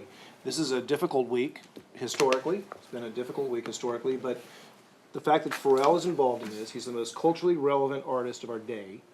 He's willing to get involved and invest in this and pull in a lot of, I think we need to give him everything we can. I think we need to be completely behind this and give it everything we can. Hey, Sabrina. My question is a little different, focusing on the aspect of communication and welcoming. As far as the communication plan, is it going to be communication that's welcoming? Because I know in the past, I've received feedback that it's not as welcoming. And I'd just like to make sure that it is a little bit more welcoming and we're focusing on the enrichment part of the festival and not so much So, other aspects. Mayor Dyer, Council Lady Wooten, I see Julie Hill over there nodding her head, that absolutely, that's our approach going into this year, is to be welcoming, but also informative about, it's gonna be busy. It's gonna be inconvenient. We're trying to make it less inconvenient and have people enjoy the experience. That includes locals and visitors. And to answer your question, Council, absolutely welcoming. Yes, ma'am. Aaron. I would like to, every council member here sitting here today, if you haven't downloaded Skype, WhatsApp, Instagram, Twitter, social media, you need to do that today, like tonight, because you will actually get a glimpse of how important and how influential we can do with pushing that message out of welcoming these college students to our city. And a lot of what we'll be incorporating will be technology. And I think the message here is not about just partying. It's a learning experience. It's bringing diversity. Is encouraging bonding and networking, career paths. So this will actually this is our golden ticket to change our reputation, to change Virginia Beach's reputation. But not only that, kick off our tourist season and give us the revenue that we will need when you talk about a long-term plan and solution. I think we're very, very fortunate to have Pharrell Williams actually come back and invest here in our city, particularly when there was an issue and a problem. And so I'm looking forward. Obviously, there will be some hiccups, but the way Dave Hansen, the way city staff has got around this, where we coordinated with Deputy Chief here and local security event organizers, like I'm proud and I'm excited, but I'm also making sure we are eager to work and more welcoming. Yeah, I think the word is transformational. Rosemary? I think it's incredibly exciting, and it's absolutely miraculous. It's been put together this quickly. And I think most of us know that we incorporated Happy is our city song. Right. And so I think that's really sort of says a lot. That, and we're going to be the happy city, and we're going to have the entertainer that has just helped really even put us on the map even more. So I think it's an incredible opportunity, and I'm very excited about it. And I'm happy. Yep. John? Well, I did all those comments, but I want to compliment the staff on what I see is the integration of data. Because in the end, I'm interested to seeing the lessons learned as we come out of this, because in the end, what we can leverage, if we don't capture those data, you're not going to capture those patterns. So I'm glad you have a very good data collection. I know that's kind of like the mundane kind of thing. It's not sexy, but I do applaud you for having a very good data collection plan. Okay, anybody else? Mr. Hanson? Yes, so if I had to ask you, can you figure out who we've kind of christened as our two liaisons to support staff and be asked to be at these meetings and to be participative in helping us get some head nods when we need it? So council, Mr. Nygaard and Mr. Rouse have been very willing to, at a moment's notice, join us at these various meetings, and I would just get a head nod from you all that you endorse them to continue to be your liaisons on this very important mission. Yeah, I guess that's a reason not to be on that other committee then, Eric. Well, technically, wait. Sabrina, if you three show up, funny dude. then I gotta make some advertising, but If you have more than two, Yeah, you can, you need, that's can only kinda how do it it. just works. coordinate. But when there are important update meetings, we can post, correct, Mr. Attorney? And as long as you're aware, we'll make you aware, and if other council members wish to be there, we can make those announcements that you're gonna be in the same location. We can make arrangements, Sabrina. The next big meeting is the team's going to be back in town from all over the country the week of March 4th, but particularly March 7th. They'll be briefing the Resort Advisory Commission and all the resort area stakeholders. That'll be the kind of the next big opportunity in terms of the resort community. I'll just add as well, the Live Nation, the team that's coming out here, they've been here already numerous times. And I just want to take my hat up to the resort area. They're on board. They're excited as well. They've been welcoming, and it's been so far so good. So yeah, I think that's great. Okay, anybody else at this point? I just want to thank everybody involved. I had the privilege of being at the October meeting, and let me say one thing. The team that Pharrell brought in is a class experienced team that really knows what they're doing. They've done it before. And I think the important thing, this is going to be an event, but this is going to be an ongoing event, year to year, and it's going to get better, especially as the sports center comes online and they're going to have more capability. And, as we go through and then, then afterward, we do a debriefing and then we figure out what went right, what went wrong, and we constantly are in improvement mode. But also the possibility that this will keep the goodwill and the happy going right into the summer. Because once again, the term I use is transformational. And this is, and I just look at it like even beyond, when people take a look at Virginia Beach, that they want to come to Virginia Beach, they want to live in Virginia Beach, they want their companies to come to Virginia Beach, that we do have that welcoming ethos that, this is Virginia Beach. We want you here. We want the folks that are working up in Northern Virginia. Hey, this is my home. I want to go back home. So this has a potential of being a true game changer, and it's going to help us. And, this is also going to get people that live in Rose Hall and Bayside and Centerville and Kempsville going back to their beach. And because there's going to be some great stuff to do out there. And, if we get them combined with the synergy of the growing Vibe District, and we get the Dome site going and build this momentum, and this is going to help with the revitalization of 19th Street, 17th Street, Atlantic Avenue. This is going to give people reason to put that economic development back into self-investment into our oceanfront.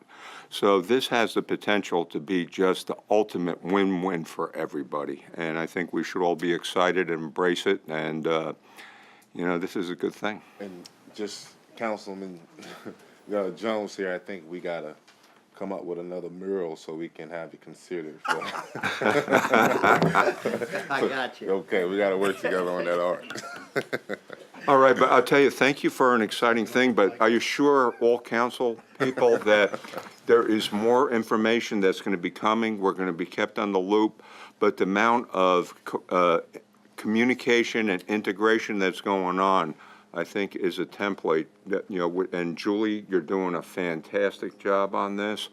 This is going to make us all proud. Our public safety is going to be highlighted, our public staff. you know, our management team, this council, and most of all, the people of Virginia Beach. Thank you. We're on break. You got it. 10 minutes, council, 15. Important stuff, and maybe we can just have all questions held to the end and everything, so this way we can keep the flow going. Would that be okay? Depends on how long. Yeah, end of each topic. Yeah. I'm here to serve, Mr. You got Mayor. it. Now, because I think However we you got call. we got a full agenda. This way we can get them compact. Well, we got a capital improvement program, and remember, your briefings are, as you appropriate it, as you left off your appropriation for the current year execution, does not reflect new projects or any new initiatives, because we're still in deliberation on what the FY20 city manager's proposal will be. And so leading us out is Dan Adams, who is our coastal program and project manager, and the coastal program. Thank you, Mr. Hanson. Good afternoon, Mr. Mayor, members of council. It's my pleasure to present the Coastal CIP Section Program. This is the third and final briefing from the City Engineer's Office. Be presenting the 2025 program. This is the smallest CIP section in the city's CIP program, but it's unique on the East Coast. Not many municipalities have a robust shore protection navigation coastal program, so it's something we all should be very proud of.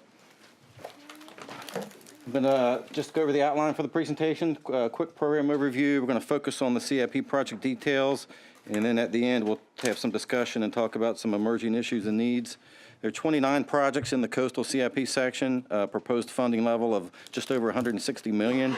In the 6-year CIP, 79 million of that is appropriations to date. We're going to talk about $15 million in additional funding or above target funding request.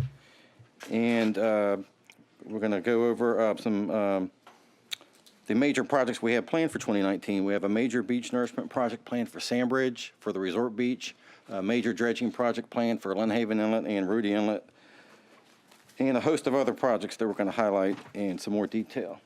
So just a little discussion on our core programs. We categorize our core programs into 3 sections: beach replenishment and healthy beaches. They provide storm protection, most importantly, which reduces storm damages, but also supports a vital tourism industry and provides recreational opportunities. The navigation dredging program keeps our inlets and main channels navigable, and our neighborhood navigation program also restores navigation and helps to revitalize neighborhood. So these are just some bullets highlighting why we do what we do. First project, Chesapeake Beach Restoration, was a long-awaited beach restoration project completed in 2018. Placed over 350,000 cubic yards of sand on Chesapeake Beach. We created some dune features, have recently planted beach grass. Next nourishment cycle for Chesapeake Beach is programmed for 2024. So we're showing a future appropriation to cover the second cycle out in FY23. Sandbridge Beach Restoration 2, long-term federal beach restoration project funded, locally funded by the Sandbridge SSD and the Sandbridge TIF. The original authorized project in agreement with the Army Corps was a 35% local, 65% federal cost share arrangement. Unfortunately, our federal partners and the federal government has not appropriated the full 65 cost share since the original project in 2003. On the 2007 project, they funded only 20%. And in 2013, during the last project was 100% locally funded. We are anticipating this year's project to be 100% locally funded. The federal government did appropriate $3 million for Sandbridge this year. So that's about a 14% level of funding. So this CIP, it's not showing any future appropriations. We have the funds appropriated to date to cover this project event. We have had some delays. We had originally planned this project to start later last year, early this year. We had some issues with our lease agreement with BOEM that Mr. Roars explained at the beaches briefing earlier this year. We've got that resolved, and now we're up against a no dredge turtle restriction that starts September 1. So that's going to force us back to a November 1st start for this project, and with sand placement starting about November 15.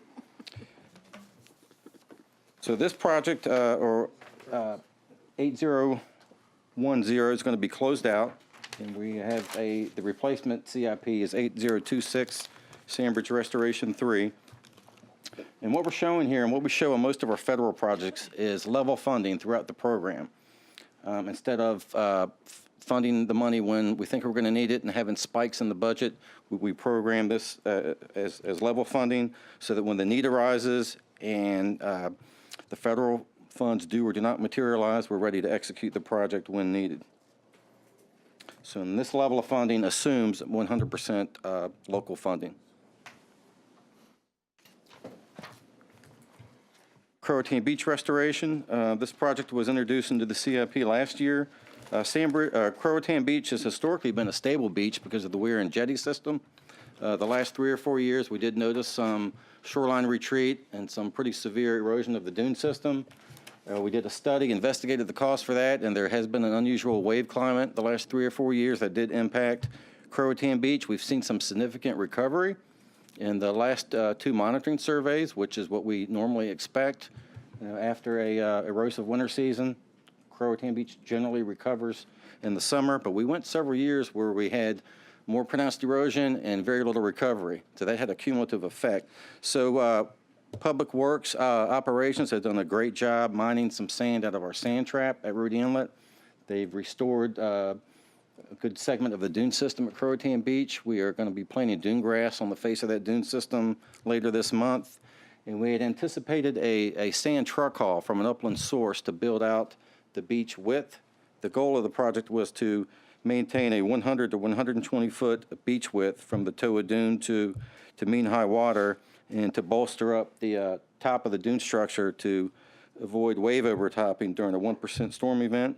So we've completed the dune work, and we bid out the sand haul project last month. The bids came in about 5 times higher than we'd estimated.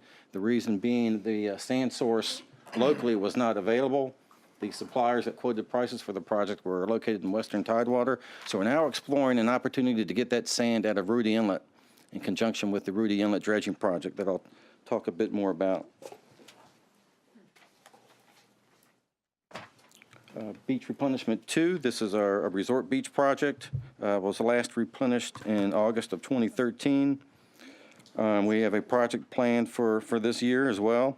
The current schedule is for that project to start around May 15th. We're working with the resort office and the resort events office to plan around programmed events. This is a 35-65% cost share project as well. Fortunately, the federal government has brought their 65% cost share to the table for each of the cycles for this project. Total cost estimate is $22.7 million. City share is about $7.9 million, and we're leveraging about $15 million in federal funds. Now, the federal funds, they have a little bit extra money appropriated if available. We only had 7.9 to leverage. So if we get a favorable bid price, we may have a discussion about increasing our participation to take advantage of that.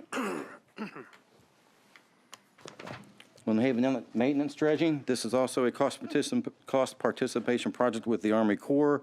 It's not a 35-65 arrangement. The City of Virginia Beach pays for the cost of pumping the sand that's dredged from the federal channel system and placing it and spreading it onto the beach. The last major dredging of Lynn Haven Inlet was in 2013, early 2014. And the byproduct of this project is beach nourishment. We alternate placement of the sand that comes out of Lynn Haven Inlet and place that alternatively on Ocean Park Beach or Cape Henry Beach. So this year we plan on placing the material on Cape Henry Beach. For many years, the federal government zeroed out their funding for low tonnage channels, Rudy Inlet, Lynn Haven Inlet. That funding was restored last year, but they did not fully restore enough funds to do a full depth dredging. So the council authorized an additional $750,000 in contributed funds, and that's going to allow us to do a full depth cut. It'll give us maximum service life of the dredging event, and it's going to yield maximum volume of sand for Cape Henry Beach. And there's $2 million of federal funding on this project for this cycle. 8020, Bay Beaches Resiliency Study and Restoration. We're going to propose renaming this project to Bay Beaches Restoration. The resiliency study was completed last year. This project took a look at what level of storm protection do we need at Cape Henry Beach and Ocean Park Beach to protect the upland structures and infrastructure above and beyond what we currently are able to place on the beach just from the dredging event. So we've looked at that, and our next step is to permit a engineered beach project for Cape Henry and Ocean Park and identify where that additional material will come from. It may come from the Chesapeake Beach Shoal that was the source for Chesapeake Beach. There's an opportunity to partner with the Virginia ports and get some sand from the port deepening project. And then we're also looking at another potential shoal somewhere out in the near shore of the Chesapeake Bay. So this project is was funded for the study, and it's fully funded for a Ocean Park replenishment event in 2020. And then the future funding that's shown in red in FY22 would be for a renourishment of Cape Henry Beach in FY22. And then we would be back in FY25 with a project for Ocean Park Beach. So we're setting these up so that if they're, number one, we need additional sand for a higher level of storm protection, and with the uncertainty in federal funding, we want to be able to protect our bay beaches. Beach profile monitoring program, straightforward. We survey all of our beaches twice a year in the spring and fall to look at trends and help us quantify project life and where we need to spend our resources. We take a survey from the back of the dune system all the way out into the offshore bar area and on a 500-foot interval, and it's a very helpful data set. We have this as a standalone project so that if we deplete funds for a nourishment project, we still have money to sustain this program without interruption or having to seek alternative funding. It also helps us quantify storm damages so that when we are eligible for funding for federally declared disaster events, if they're so declared, then we'll have good data to quantify those losses. And one thing I failed to mention on the Bay Beach Resiliency Project, we currently don't have an engineered beach for Cape Henry and Ocean Park, and that is a requirement to receive federal disaster funds, so that's going to meet that requirement as well. Back to Rudy Inlet dredging, Rudy Inlet federal dredging. This funds the dredging of the main channel that runs parallel to the jetty system at Rudy Inlet. It's dredged continuously by the Rudy 2 and what we call the sand trap. It's a weir. The sand that comes south to north along our beach drops into the weir. The Rudy 2 was almost continuously dredging and bypassing that sand onto the resort beach. About 3 to 4 times a year, the Army Corps' in-house dredge vessel, the Currituck or the Murden, comes in to remove spot shoaling. And then on a 3 to 4 year frequency, they do a full contract dredging. They cut down to the full depth. And that that program, like I mentioned earlier, had not been funded for the last few years. So it's been 6 years. It was 2013 since we did a full contract, full depth dredging event for Rudy Inlet. So our program funding is in black. That's our current program. The above target request in red is we're looking at how much money would we need to enhance our dredging capabilities, contract on our own, in the event there's a loss of federal funding. Now we could, if that's adopted, we would level that additional funding out through the program. Okay, Rudy Inlet outer channel maintenance dredging. Again, the Rudy 2 operates in the basin. The Currituck comes in here 3 to 4 times a year, dredges the main federal channel. Every 3 to 4 years, we do the full depth cut, and then the city participates 100% with a outer deposition basin at the end of the channel. The Rudy Inlet dredging is also a 65% cost share project. The outer deposition basin portion is 100% city funded, and that basically acts as a sediment sink. It helps reduce shoaling at the mouth of the inlet. It reduces those visits annually from the Currituck. All right, replacement of the Rudy Inlet Dredge, or the Rudy 2. We had introduced this into the CIP program in FY 13-14. At the time, the thought was we were going to replace the Rudy 2. There would be some salvage value, and that cost estimate also included some infrastructure improvements at the dredge operations facility, the berthing facility. So we've now looked at because of some recent shoaling we've looked at what would it take to enhance the city's in-house dredging capabilities, basically a larger dredge, something bigger than the Rudy 2. So we've worked with our fleet management and have developed some cost estimates for that dredge, and it's going to require an additional $5.1 million for a enhanced dredge. And since we are considering using all that, the funds from 8402 for a replacement of the dredge, we're looking at a standalone project for the dredge operations, rehab, and modifications, and that estimate is $2 million for that project. Various minor dredging. This is an ongoing dredging project that primarily dredges Crab Creek. That's the entrance to the boat ramp and beach facility at Lynnhaven Inlet. So we dredge that every February. It's currently being dredged as we speak. Next major main channel dredging project is the Eastern Branch Lynnhaven River maintenance dredging. We completed the Western Branch 3.5–4 years ago. We're now in a mechanical dredging situation.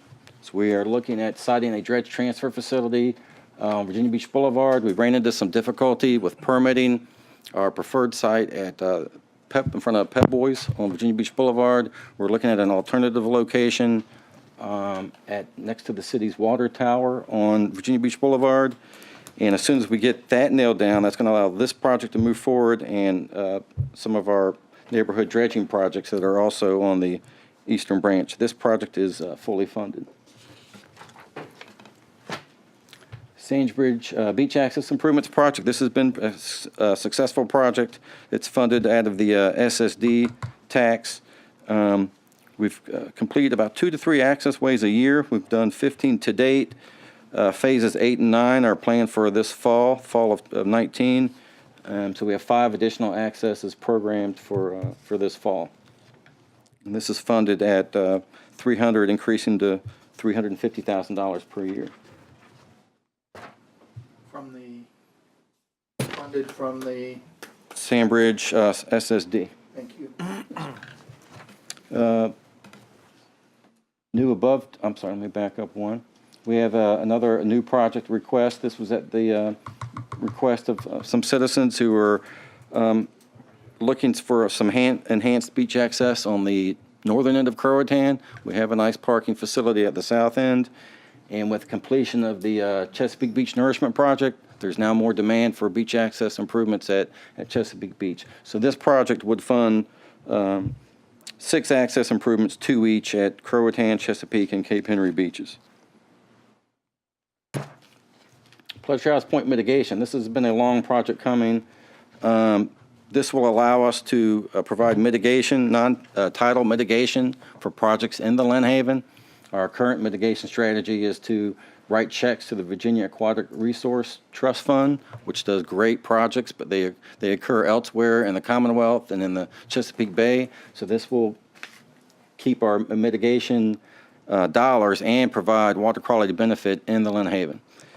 This project we expect to have approved through the regulatory agencies this spring and complete design, get it out to bid and under construction by the fall of this year. And that's fully funded. We had a parent project that was approved in last year's CIP. One of our regulatory requirements was to have funds identified for perpetual maintenance, catastrophic maintenance, and to allow us to pre-release mitigation credits. So with that, we'll move into our neighborhood dredging program, SSD program. Supports City Council goal to revitalize and stabilize neighborhoods, plan for the future. We've had some serious challenges with this program, regulatory challenges with mudflat mitigation and oyster lease issues. Becky Kubin in the city attorney's office and Bob Mathias in the city manager's office have worked in the General Assembly this year. There were two key pieces of legislation passed that are going to help us with that roadblock. One is going to allow VMRC to better proportion riparian oyster leases, and the second bill is going to give VMRC more flexibility in issuing dredging permits through condemned oyster lease areas. So those were two major roadblocks for the program that have now been eliminated, and so we're very grateful for that work. I'm going to go over, this is the list of projects that, or neighborhoods who have had contacted us about a program. We've spoken to, at some level of detail, to over 42 neighborhoods now. We had the 7 in red went to a petition phase, did not reach the required 80% to establish a taxation district to fund the neighborhood channels. We had 7 projects were adopted.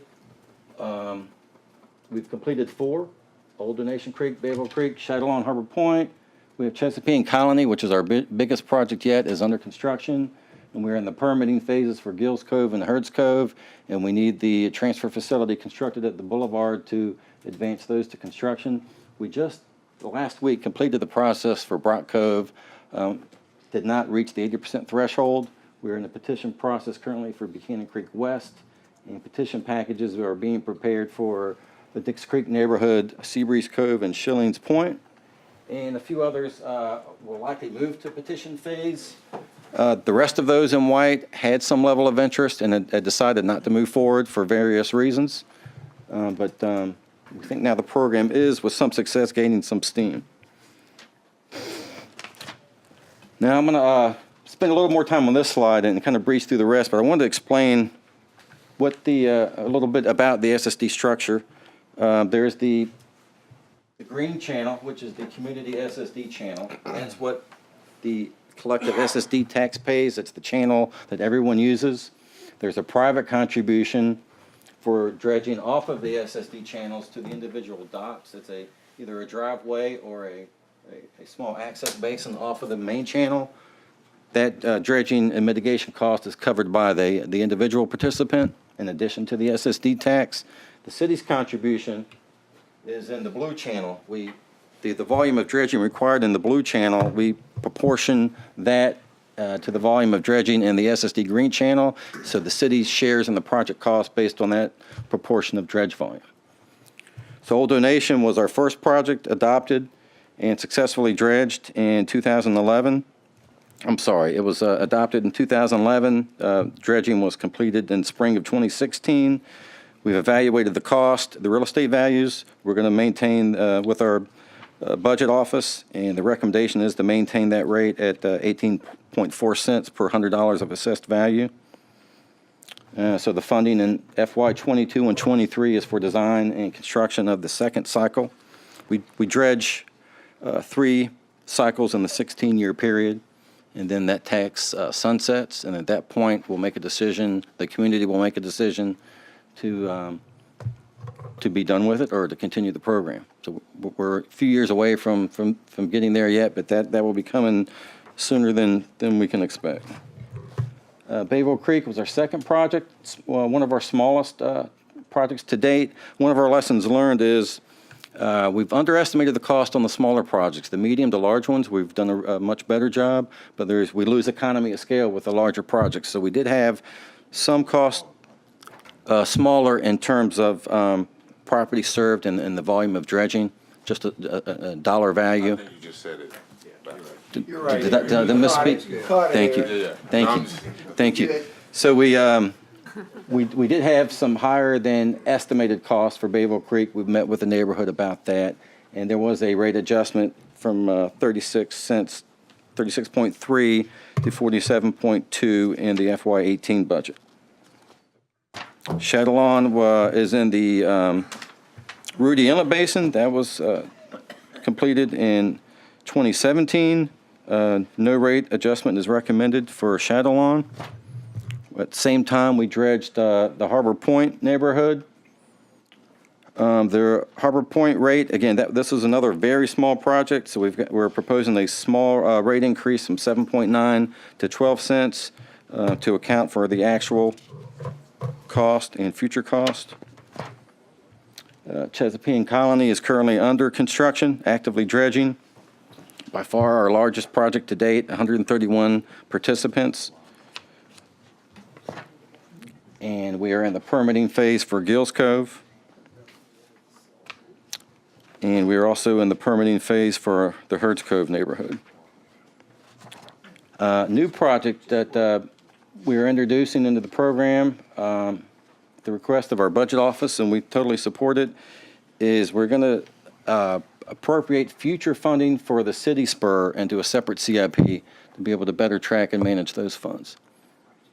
And I heard a comment at the briefing earlier on the real estate assessor's work. When we estimate project cost and revenue to be conservative, and when this program first started, real estate values were declining. So we assume flat real estate value increases for the 16-year period, and we assumed 5% annual cost escalation for dredging cost. Now, when we do our evaluation after the first dredging cycle, we now have some better data, better comfort level. We're assuming 2.5% inflation and cost escalation and 2.5% real estate value increases.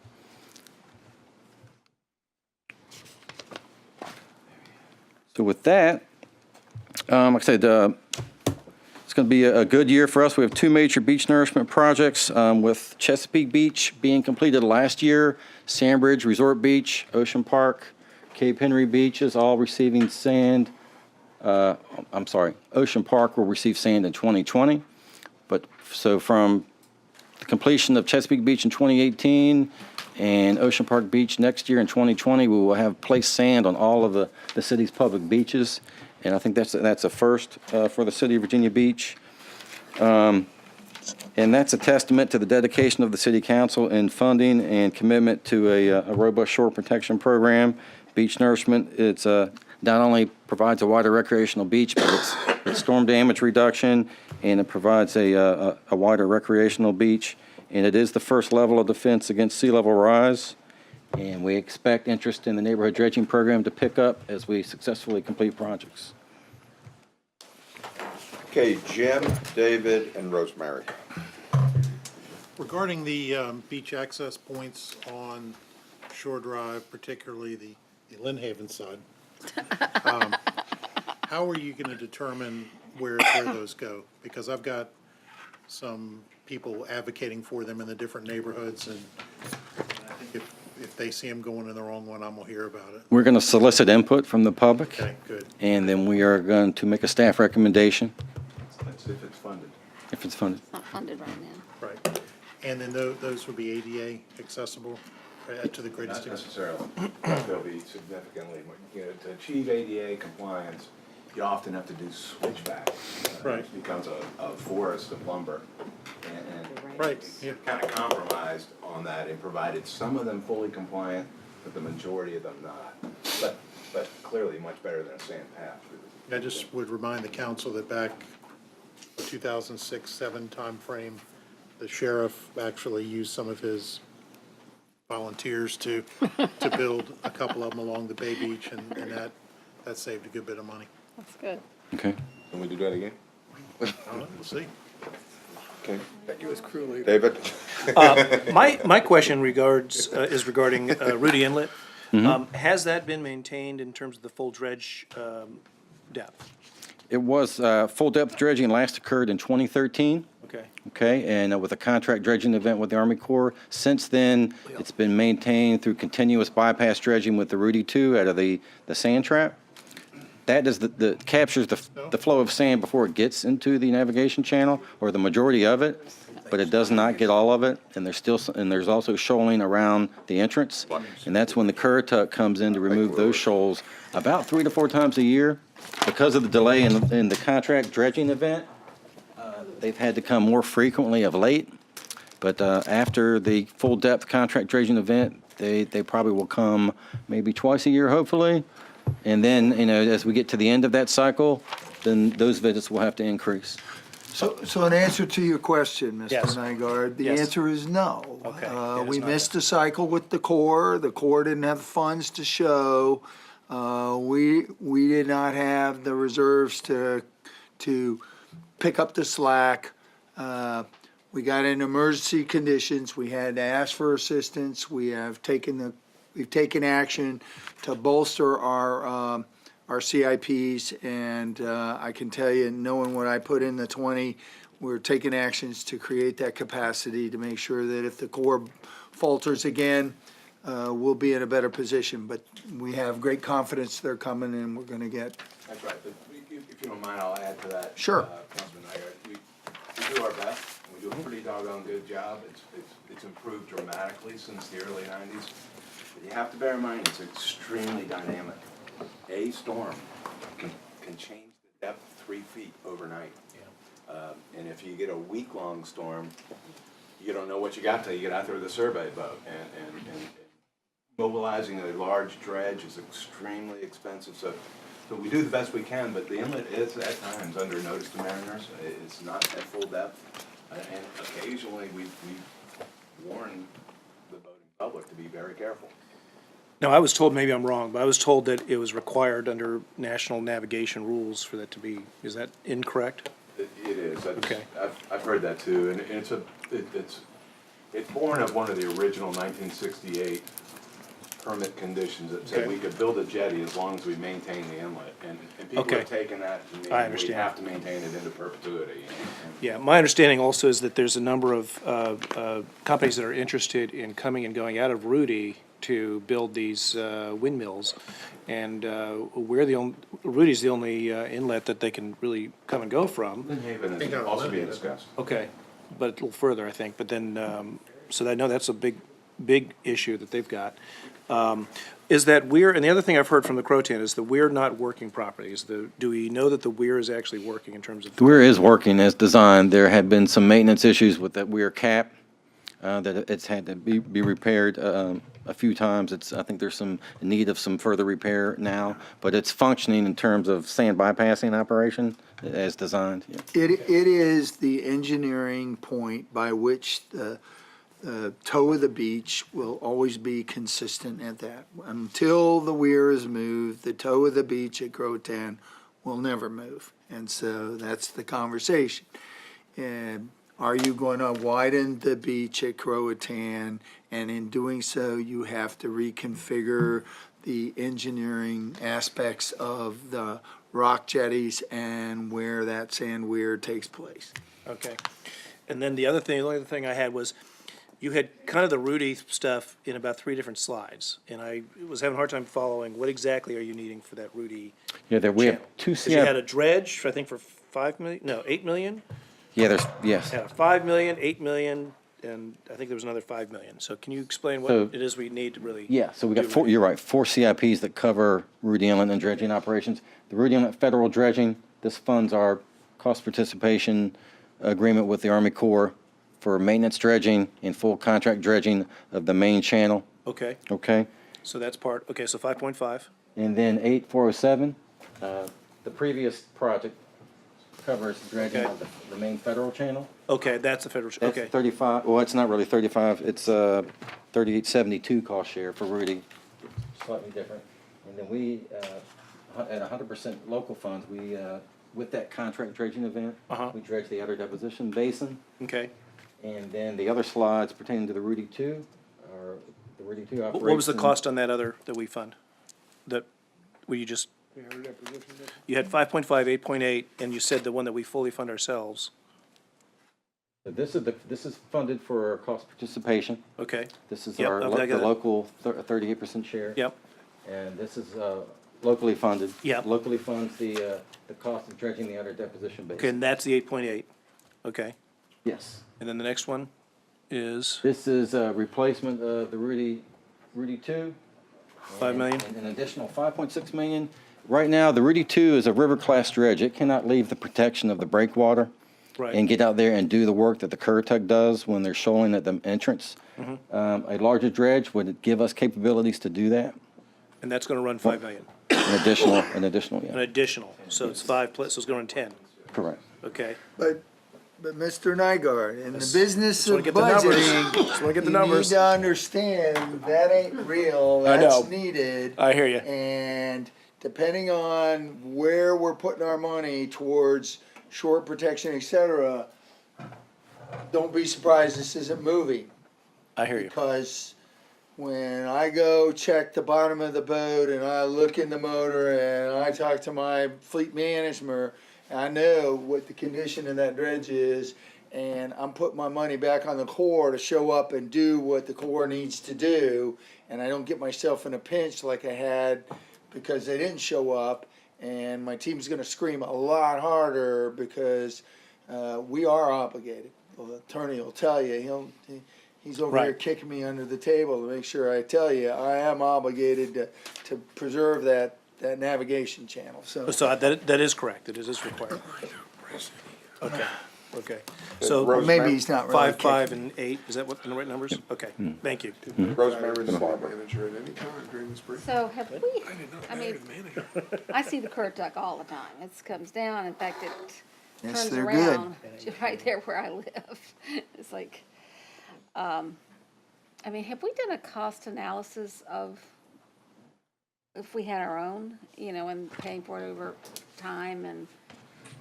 We've looked at the cost of a dredge. We've done a detailed cost analysis. It's a valued partnership. The Army Corps is unique. They have the resources, the vessels, the staff, the expertise, and the contracting experience to deliver these projects that require ocean-going vessels. It would be quite an undertaking for us to have in-house resources to do it. We are identifying additional funding if we were to contract ourselves and get it dredged. Our experience is the Army Corps gets better bid prices because they have so much experience in that business line. Then there's more risk for the industry to contract with us. I mean, we know what we're doing. We're good for it, but So back up to the dredge. So what we're saying by this chart, which one? The the dredge? dredge, Okay. what we're saying right here is this dredge has been rebuilt. It's on its third rebuild. That's how much care and tender. We've actually gone up under the hull and reinforced the hull again. And so our fleet management, this is way past its life. Most people would tell you that, but it's in good shape and we maintain it. In order to add, help me out, 2 feet or 2.5 feet of freeboard? 2.5.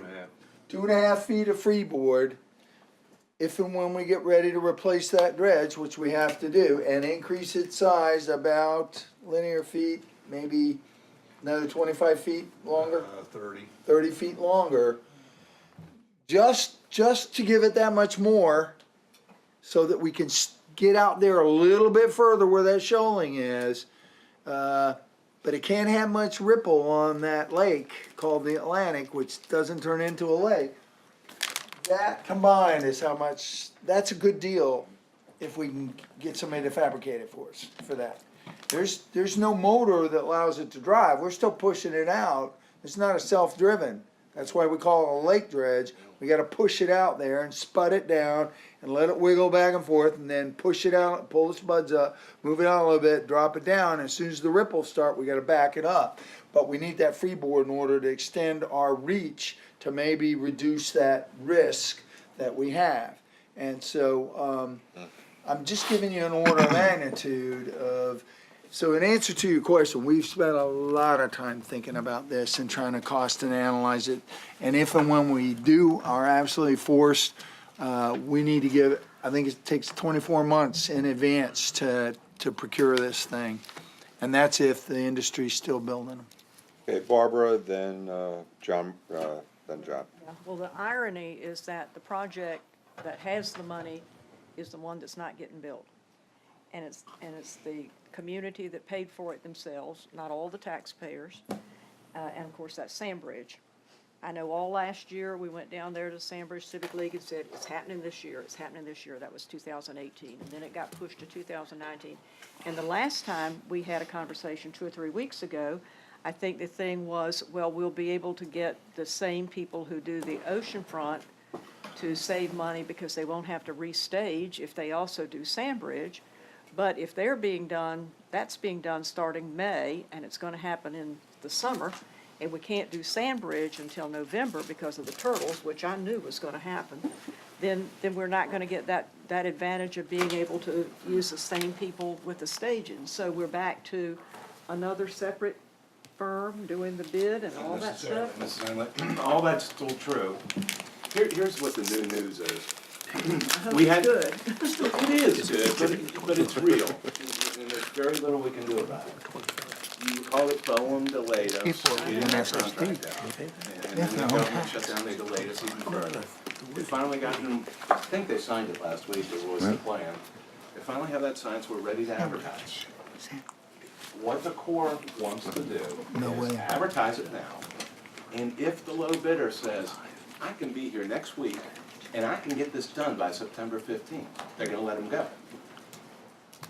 Or they're gonna let him wait until November First to 1st mobilize. to mobilize, or you can start now and work until September 15th, then leave and come back. So they're gonna give them 3 options.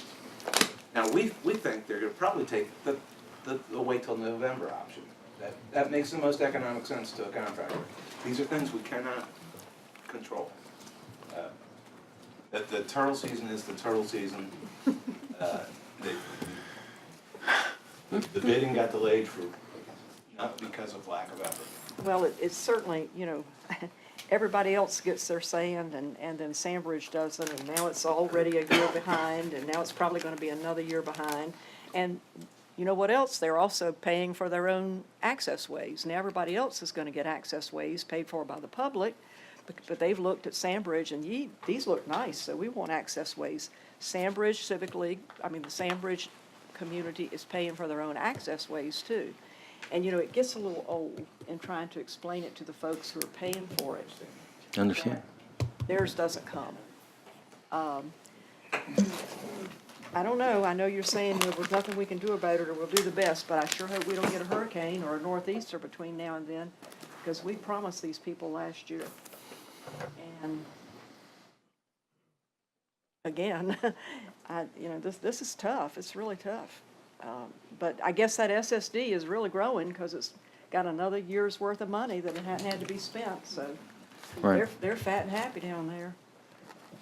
But they can't get anything done. They got the money, but they can't get it done. Hey, John? A couple things. I'd like to get a copy of the engineering beach report that was done for the Chesapeake Bay Beach that you mentioned. Sure. Because I do think fundamentally increasing the elevation, that slope over time is part of our longer range plan to have a coffer dam or something like it on the Windhaven Inlet. So I think that all makes sense. And I hope That's that right. engineering report takes it into account. I assume you haven't gotten any notifications from the Corps that none of their projects are being impacted by OMB in the application of the national emergency. Not yet. We have not yet, and we believe that they've wisely encumbered those funds and are at a point in project delivery where those funds are safe. Okay, if that happens, that would be good for council to know. And just for council as a whole to know, the acting budget director for OMB made a public statement on Friday that the budgets going in for the non-defense agencies will comply with the FY20 numbers of the Budget Control Act of FY11, which will be about a 10 to 15% reduction from the 18 levels, not the 19. So people need to be aware of what that is and watch that. You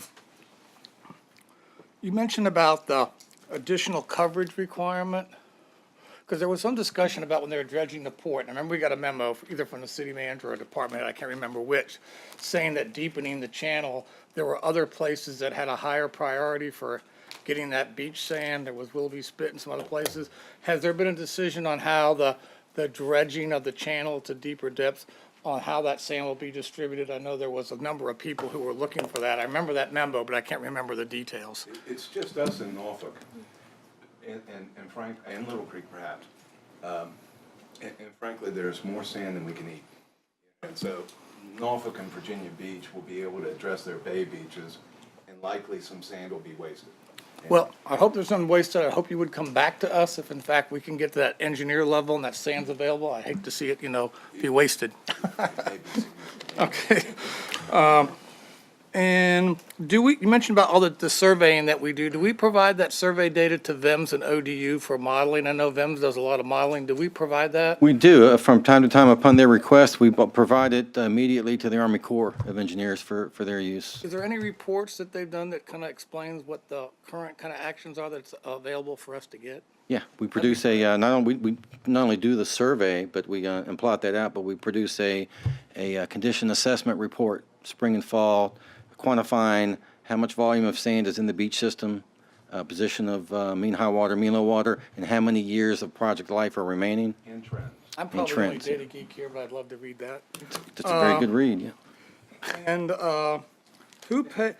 is there a cost sharing? You mentioned about the mud flat mitigation relative to the channels, both, I guess that takes place both in the private channels, I'll call them that for no better word, versus the city channel.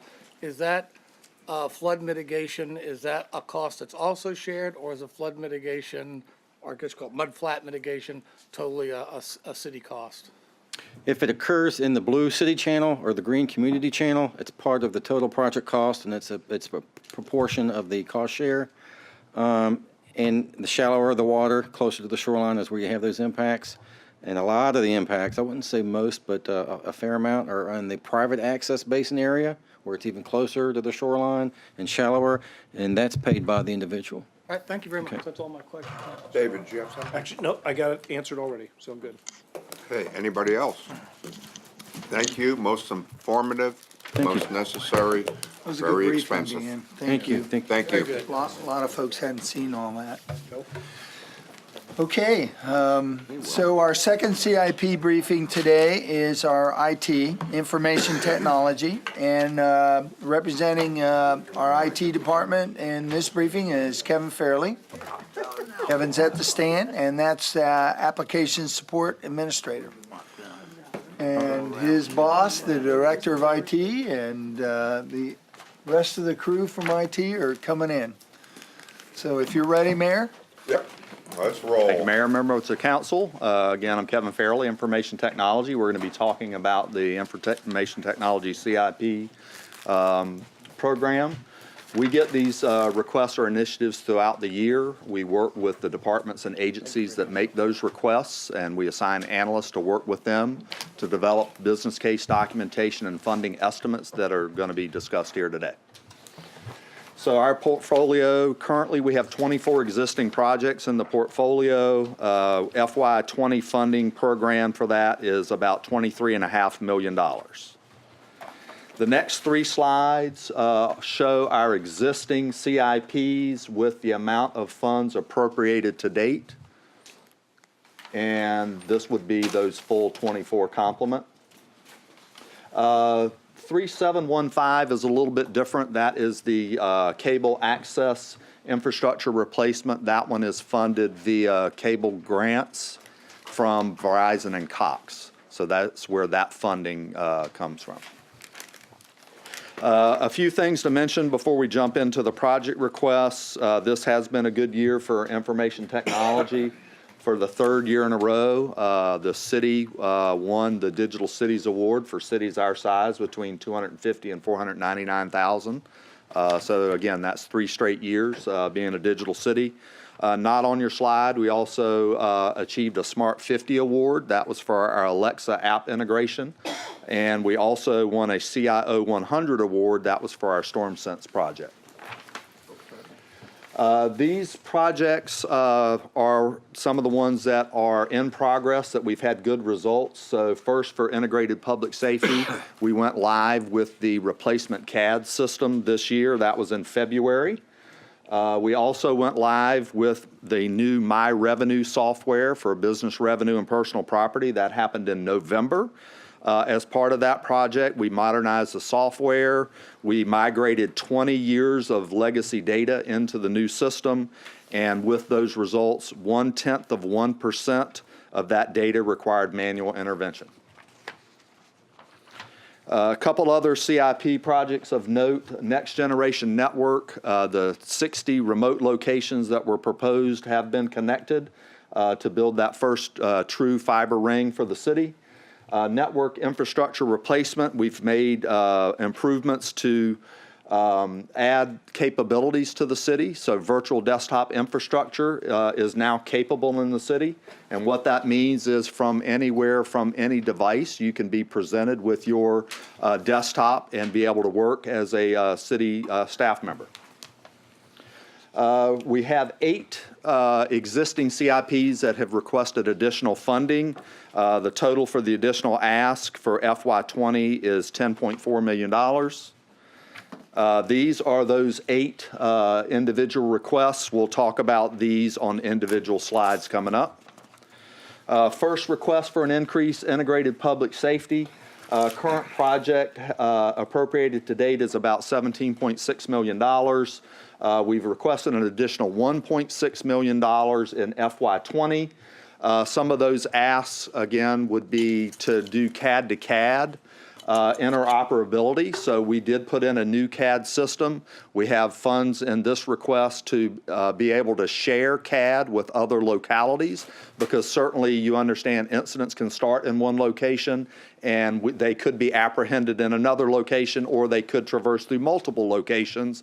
And with the CAD to CAD interoperability, we would be able to track that all the way through the process. We are also need to get some mobile data computers for those officers or vehicles that don't have those the equipment today. That is also part of the ask, as well as some implementation services, and to be able to also assist with logging of calls for the voice recall recorder that's used for the 911 office. Another telecommunications request, $2.6 million appropriated to date. These are funds from their reserve account, so this is not new money that's being requested, just an allocation or appropriation, if we could, for FY20 of $100,000. Next Generation Network, current appropriation to date, $7.3 million. We're asking for an additional $1.3 in FY20 and for future years. This would be to continue to add diverse pathways. The Next Generation project did not connect all city facilities. It targeted those 60 remote facilities that needed connection. So this is to add additional connections throughout the city. In the next year, we would target public safety and human services locations that are not currently connected as part of that increase, and we are setting the city standard fiber count for runs to 144. GIS early warning sea level. This is a request to let you know that we will, when this project is up and running at 100%, we will need funds in the future to help with the maintenance of the project. We have enough funds in the CIP to deploy the 35 targeted sensors. To date, we have deployed 10 of the pilot sensors. We've ordered 20 additional sensors, and then we will need those funds, but not until FY22 to handle care, maintenance, and replacement of that hardware. 21st Century ERP. This is a request. I will note that I'll do a little mea culpa here. The slide that you have in your slide deck shows the funds in 21. That was a mistake on my part. The funds are actually requested in FY20, so you would need to move that forward 1 year on your slide. So those funds are due to higher than estimated first-year licensing costs, implementation costs based on the result of an RFP procurement that occurred as part of this project. It would also be for data conversion activities. All right, network infrastructure replacement. This is 6 years of additional requests for phase funding. In FY20, we're asking for about $747,000. Part of that ask is for infrastructure costs to address network upgrades in existing buildings. Some of the city buildings did not really have true IT closets or IDFs or MDFs, if you're familiar with the terminology. We would also need to add some power and UPS for backup capabilities in those facilities. A lot of our city facilities were built in the 70s or the 80s and really did not house the necessary infrastructure for us. So $400,000 of that annual ask is to be able to go into existing buildings. Today, we can get funds for new buildings or renovations, but without the funding for the existing buildings, it can hold the technology back. So for example, if we wanted to run voice over IP telephony, some of our buildings' infrastructure cannot support that. So we're still on analog phones in some of that area. So that's just one example of why we need to address some of the existing facilities. Next generation data center, we do have our V-block activity in, and we do see some maintenance and life cycle refresh that needs to occur for that hardware in future years, and then again to maintain the virtual desktop infrastructure as it expands use across the city. Acela sustainment, this slide also should be FY20. I believe your deck may show 21. This was we actually had enough funds requested over the life cycle of the project, but in order to be able to move the Acela to the cloud, which is part of our cloud migration, we asked to have $200,000 advanced to FY20, so we could go ahead and move that off-prem in year 1 and not have to wait until year 3 or 4 to be able to do that. So again, just a $200,000 additional ask for that. Currently, we are on-prem, but we would move to a total cloud-hosted solution. Also, with these funds, we have to do 2 on-premise upgrades to ready us to go to the cloud. Communication infrastructure replacement. This $500,000, we are asking to have it phased in over 4 years. This would help us replace the non-public safety radios that are being used in the city. A few years ago, we replaced the hardware, the units in the hands of the first responders for public safety, but we did not have the funds to do non-public safety. So this is to spread those over 4 years, but the estimate is $2 million to replace those existing handsets with similar technology. Okay, we have 8 new requests, so that took care of the additional fund requests. We have 8 new project requests with implementation costs estimated at $12.3 million for the new requests. This slide shows those new requests, and I do have an individual slide for each one of these. First request, real estate software revitalization. You've seen this before. This was an ask for previous years. It was not able to be funded in the FY19 program, so we're asking for the funds in FY20. This will allow us to upgrade a system that was last upgraded in 2009. This system handles the city's revenue collections for real estate. About $572 million of revenue annually go through this system and are collected with this system. What we would do, currently today we have tasks being performed outside of the older system, so we have some manual workarounds in place. We need to upgrade this to current technology, set aside those labor-intensive workarounds. Also, without this upgrade, it just makes it every year harder and harder to maintain that software for the customer agencies. GIS licensing and premium support. GIS certainly is used across many departments in the enterprise, 911, public safety areas, public works, public utilities. Parks and Recreation certainly rely on GIS services. What we're asking for is to be able to move us to enterprise licensing. With the enterprise licensing, it would allow a larger subset of the employees to be able to use it. Today, we're buying our licensing at $200 per user per year based on requests from departments and agencies. The other thing we don't have that this licensing will bring us is 24/7 by 365 support.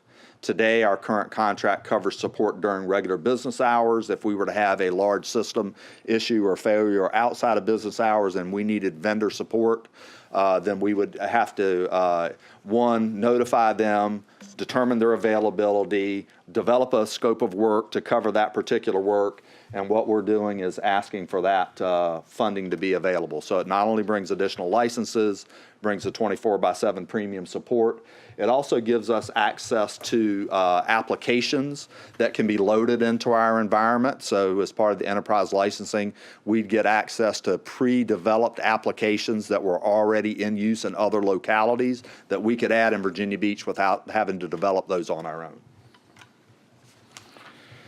Strategic enhancement of city facilities and asset management. This is for Public Works Facilities Management. They currently have a software program called MP2 that is about 21 years old. It's really a work order management system. It is not a system to track the quality and the needs of city buildings and city facilities. They're doing that in a combination of spreadsheets and work orders and work order history today, so that makes it a little bit difficult for them to plan for their regular maintenance activities. There are 1,200 plus buildings with city occupancy across in the city today. They have about $12.5 million of maintenance funds to apply to those facilities. And they are looking for a tool that will help them be more effective in managing the life cycle of those assets.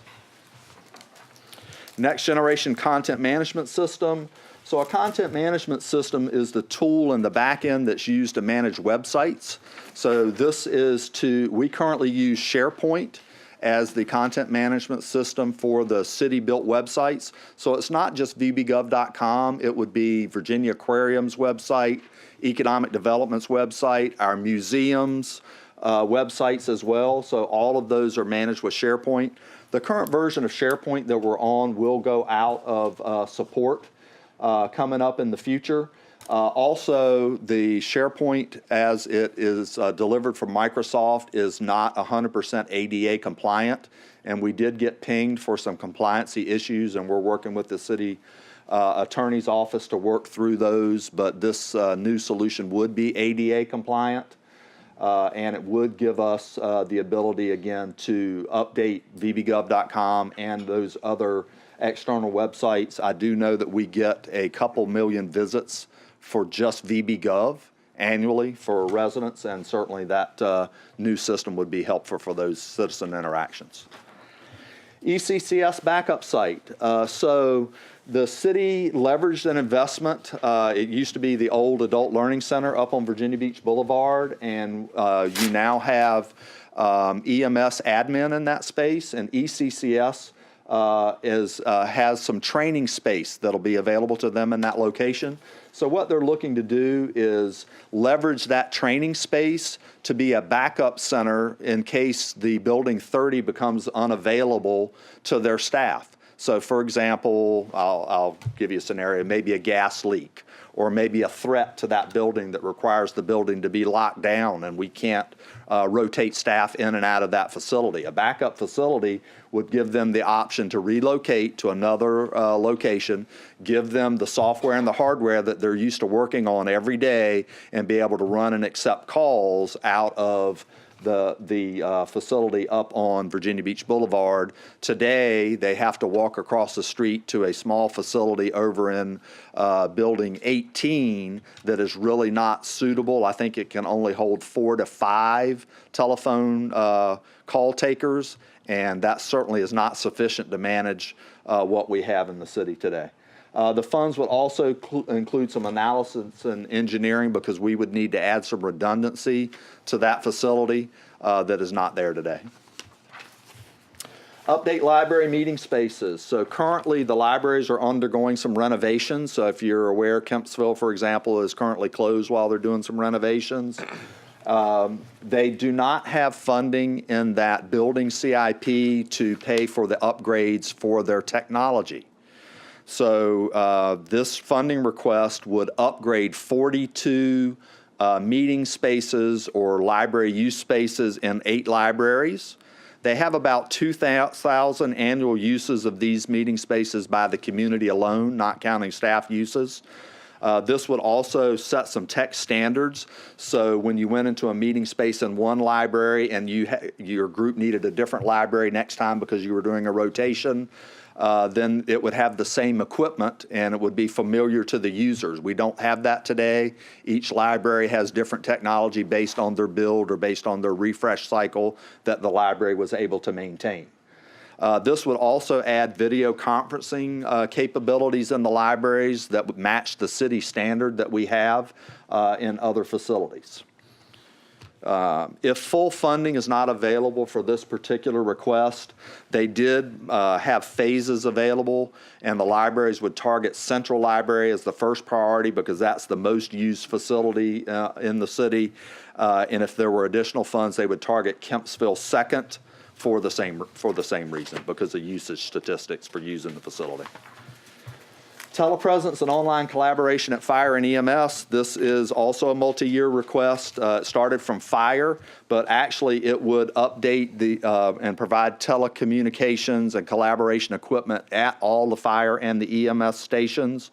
It would set city standards that would match the same requests that libraries have made and the same equipment that's been deployed in the city. The big thing with this is it would eliminate the need for the firefighters to have to backfill staff when they have to leave their facility to go to training. So what happens today, they have minimum staffing requirements in the fire stations. So if they have to send 1 or 2 members to training, they have to bring somebody in, pay them overtime to backfill their position while the 2 staff members go to their training and then come back and return. If they had the ability to do the training at the fire station, then they could be there. Now, of course, if they get a call, they would have to table the training and go on the call, but they would not automatically have to bring in that backfill for overtime. Some of the requests would also reduce that travel obligation also for those firefighters. So it would not only be overtime, it would also be a travel offset. The collaboration equipment, once it's installed, could also be leveraged for emergency communication across the city when we were in situations of emergency. We have an estimate today of about a 7 to 10 year payback depending on which facilities get the equipment and which facilities do not. This is the last new request, City Enterprise email. Right now, we do have some members of the city staff that do not have an email account. So what that does is it requires our communications offices, HR, and the Consolidated Benefits Office to have to do different methods of communicating with city staff members. So they may mail a packet home instead of being able to send an email with a link to the packet of their information. Also, what we're finding it creates a have and have not situation. So if Donna Mickley, say, in HR wants to put out a communication, they either have to print something out and put it in a mailbox, have a staff member or supervisor go over it in a muster or a daily update activity.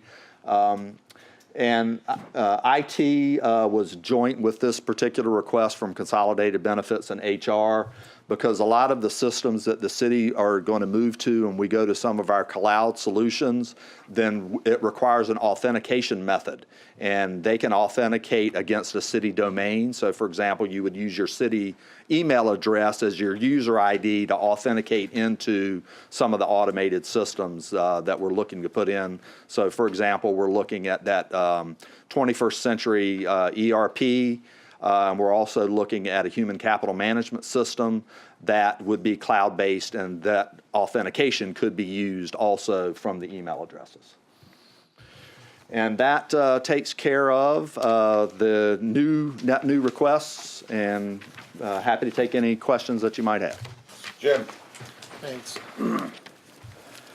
Go back to well, you don't need to go back to it, but you were talking about buying new portable radios, handheld radios? Yes, sir. What does a public safety portable radio cost now? I believe that we're looking in the neighborhood of $5,200 for a public safety radio. The radios are not as expensive for the non-public safety radios. Oh, no, sir. Okay, good, all right. All right, so the other question I have is a little bit more detailed, is the integrated public safety program, because I know there's been glitches with that, more particularly with the police department. Okay. Have we resolved that? I know that we were talking litigation at some point. I don't know if that's something that needs to be closed session or not. I'm still hearing complaints from police and EMS on that. EMS says they're having trouble seeing non-EMS units responding to calls, so they don't know if fire or police is coming. Understand. If fire shows up and performs patient care, the EMS person who's in charge doesn't know which person on the fire truck performed the care unless they see the name tag hanging off, because when they pull up the unit, it just has one person's name on it instead of all four on the engine. They talk about the mapping. Everybody says they're using Waze instead of the mapping because the mapping is so slow. The police say that they have major buffering issues with the system just getting the hourglass of death, I guess, where Sure. it doesn't come on. I've heard instances of the computer crashing and not being able to pull up vital information at the right time. I mean, where are we with all that? Because this has been going on for several years now, and I would hope I wouldn't still hear these complaints, but I'm still hearing them. I understand. So we did go live with the new CAD system in February. We did make some changes to the mapping situation because there were some dispatch activities that were going on street address, which was associated to closest street and maybe not closest entry point. So we worked with GIS and we fixed tens of thousands of those addresses so that they would be dispatched more accurately. And those have been rolled out to the mobile data computers and the police cars, as well as fire and EMS. We do have an upgrade that is underway and it's currently been deployed to test. So we're going to be going to a version 4.4 of the software that's being used. So the test, I believe, is this month. And then with a potential go live in the end of the month. So is that supposed to And we fix- do have a laundry list of what the fixes are for those It's issues. been a year now with that laundry list, so I'm just curious where we are with that, because, I mean, I understand. it's a lot of money. It's a whole Sure. lot of money, and I know that's been an issue. I'd just like to see where we are before we throw more money into it. Sure, and so we can provide the fix list that are in the updates. We did meet with the Public Safety Advisory Board and Steering Committee, and they have the list of improvements that are coming. I forgot what the meeting date, but it was just recently that we did meet with the Public Safety Advisory Board, and certainly we can make that list of improvements and upgrades available. I mean, I'd just not like to see us dump more money into it until they get the stuff we paid for right. Anybody else? Yes. John. Okay, Oh, yield I'm to sorry. Lewis. On the GIS licensing, you want to purchase an overall license, I take it from what you said, Yes, sir. versus having individual licenses. But how much do the individual licenses cost? Again, it's 200 per user per year, and that's just for the licensing. Also, with the licensing, we do get premium support that we do not have today. Users are there? In the system, I'll get you the number of current users in the system. I'm just trying to compare the investment cost versus the annual cost to see how they compare, that's all. Sure. Well, building on that thing is always important. Just because everyone will have use doesn't mean that everyone has a requirement to have use. And therefore, what is the required base relative to all that? So I know I've put a lot of questions. I'm not going to ask the questions I asked that later, but I assume that's in that business case analysis that I've asked for. And so we do have business cases on the new requests we have. We also have support from the public safety agencies requesting the enterprise licensing. And we have your questions, Yeah, I Mr. said I can Moss, ask them to and be answered today. the team, they're wrestling with them. Yeah. Yep, well, look forward to those. But there's one I didn't think of because I got a piece of data, so I'm going to ask a different question. Why not? I don't understand if we don't have everyone on email, which I read this, wish I would have thought about this at midnight last night, but I didn't. That I would think that having everyone on email would be like more important than something that maybe I was funding, given the amount is relatively small. And so then why is it that it's so less important to have those people orphaned? I think that's kind of close to what you said, and not part of the community. You know, there's not $95,988 in the baseline program that we have funded, that there's not an efficiency and offset, that something as important as getting every employee connected. I realize you haven't finished with your budget, so I assume the city manager will be taking a look at that, but as an observation, if I was presenting this people would say, well, you got your priorities wrong, because whoever that is, they should be in the front end, the core program, because employees are the things that really deliver all the service, give you the most productivity, and need to be the most enabled asset. So I would just pass on, I know the city manager's listening, that maybe this is in the wrong category. That's just an observation. That's all. Anybody else? Thank you very much. Really appreciate it. Thank you very much. All right, gang, thank you. Sorry.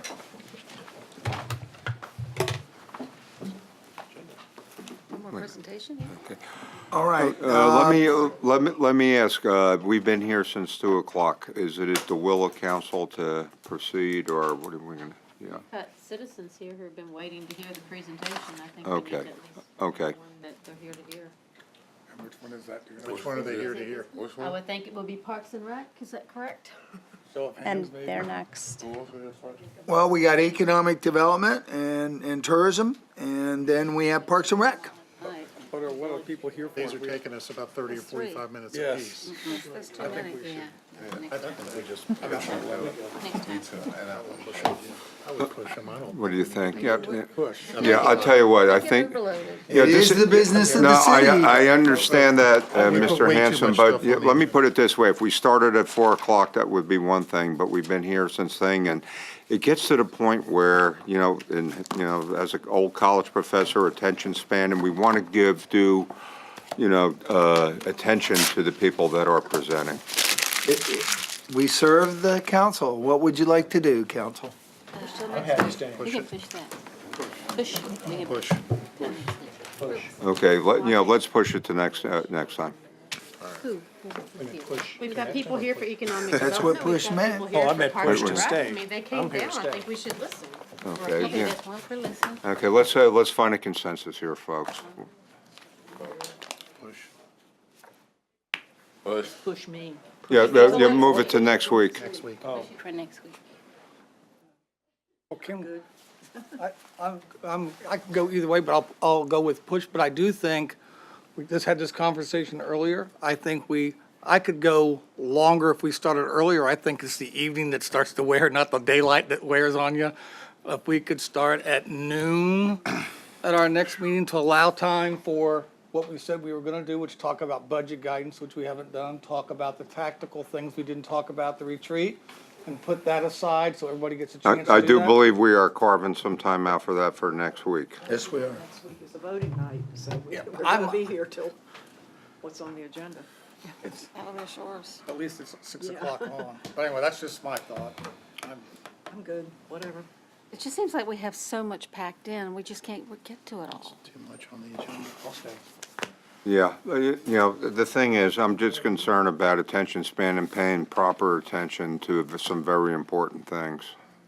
So, I'd Yeah. be game for a special meeting even just to do stuff. It's just a special workshop another day. I'm game for that too. Come another day. I'm game for that too. Yeah. I'll leave it to the mayor to decide, but I would so it's support that okay as to well. push till next time, and then, we just got to do a little bit better with the time management. This was a full agenda, and I appreciate the need for it, but, do we have to, is that okay with folks? Please. I vote against that decision, but yes. Okay. So you're definitely tentative. I'll book you next week. Okay. See you guys. Thank you all.